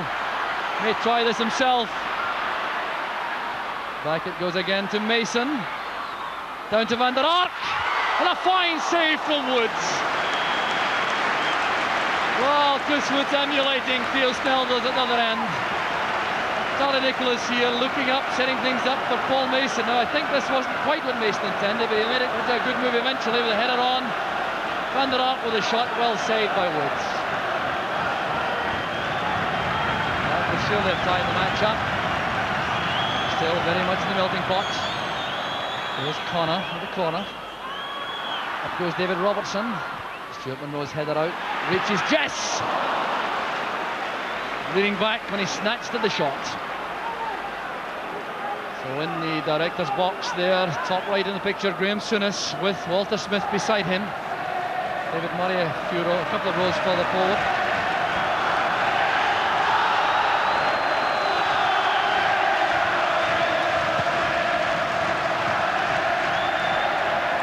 Up goes McLeish. Van der Ark certainly has posed problems in the air for the Rangers defence since he came on.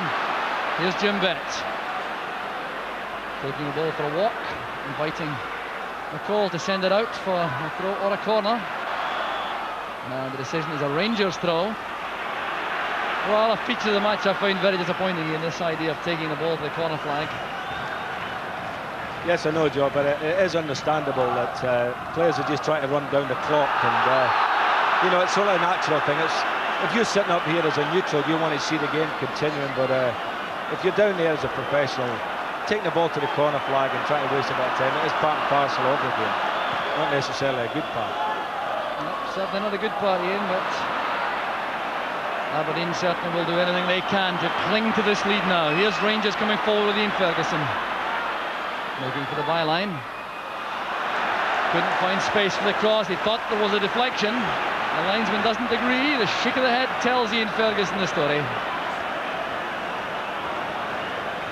Well, Ian Ferguson really has lasted well coming back after that injury he sustained 3 weeks ago. Aberdeen will make their second substitution, partly I'm sure to shore up the defence and partly to waste a few more seconds.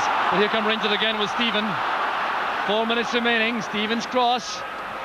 David Robertson's header. Wilkins gets to it again. Here's McCoy, and David Robertson finds Trevor Stephen. It's a good ball in. There's Willie Miller. Now Mason. Aberdeen can't get the ball clear. There's Bet. He's made it. The chase is on for Jess with Monroe. Like it goes to Goff. Butcher staying upfield. Cross it goes to the far side. Aberdeen will make a substitution as soon as play stops. The hopeful ball towards Butcher, a good header on. Goes back with Butcher. And the offside flag is up against McCoist, I think. Well, Butcher leading by example right to the last pitch. There's Brian Irvin.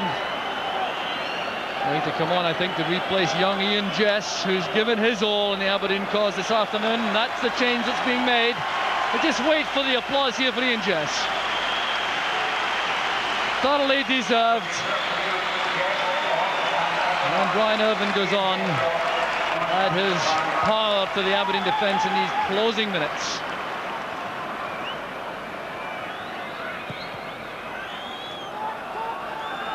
And they're up with Goff.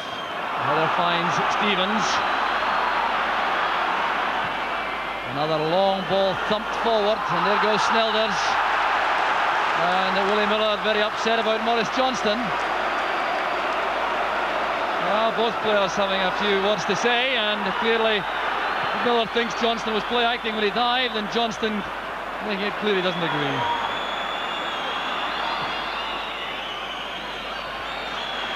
The push for the header, turned on there by Nicholas. He has to give chase himself. 2 minutes remaining. Rangers trying to force the match to penalty kicks. Here's Monroe. And Trevor Stephen. That's a fine left foot cross. Up goes Ferguson, there's Butcher, now Johnston. And deflected for the corner kick. Johnston looking for a penalty for handball. But there's no way in which any defender could have played that deliberately.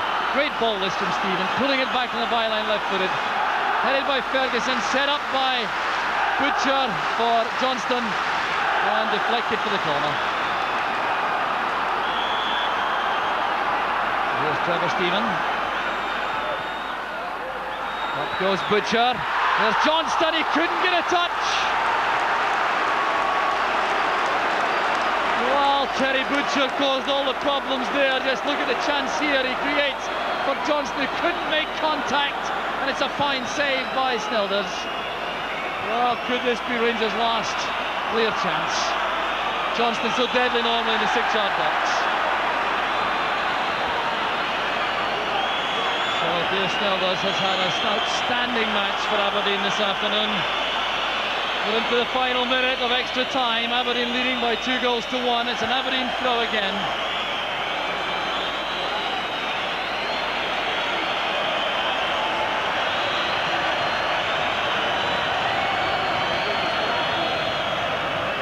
Back from Wilkins to Monroe, and then Wood just over the long ball forward. Butcher has stayed in the centre forward position. There it goes. Irvin gives chase, but there's Johnston down to McCall. Time the enemy for Rangers. Here's Wilkins. And the cross is too long. Snelders wins it well, and it's Butcher who goes careering into the post. No damage done, fortunately. And there goes the final whistle. As this replay is made, there's Theo Snelders. Rangers and lose in the last part of extra time. It's Aberdeen the winners by 2-1. Don't go away, we'll be right back.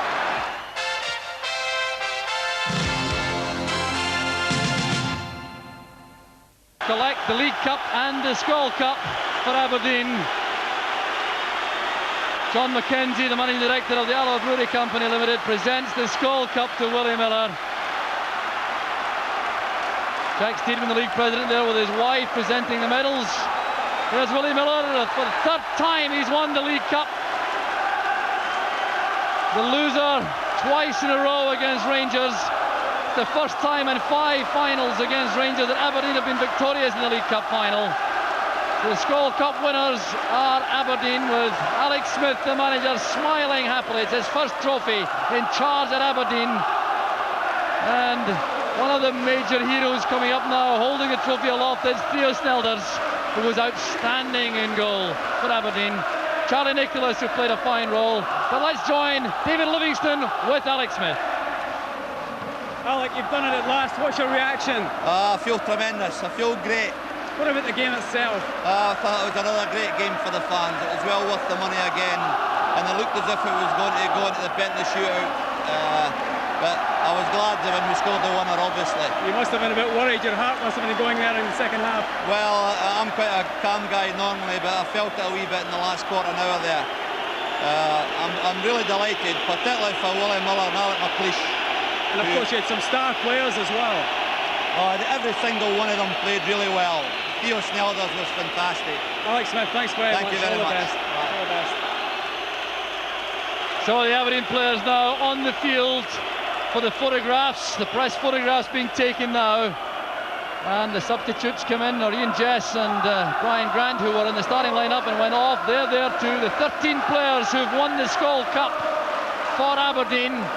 Paul Mason scored both goals. That makes him joint leading goal scorer in the Skol Cup with Ali McCoist. And the award for that is a Caribbean holiday for 2. So Paul Mason forced himself into contention for that. So Jim White. Well done, Jock. Ian St John, Aberdeen the winners. Andy, in the end, were they winners?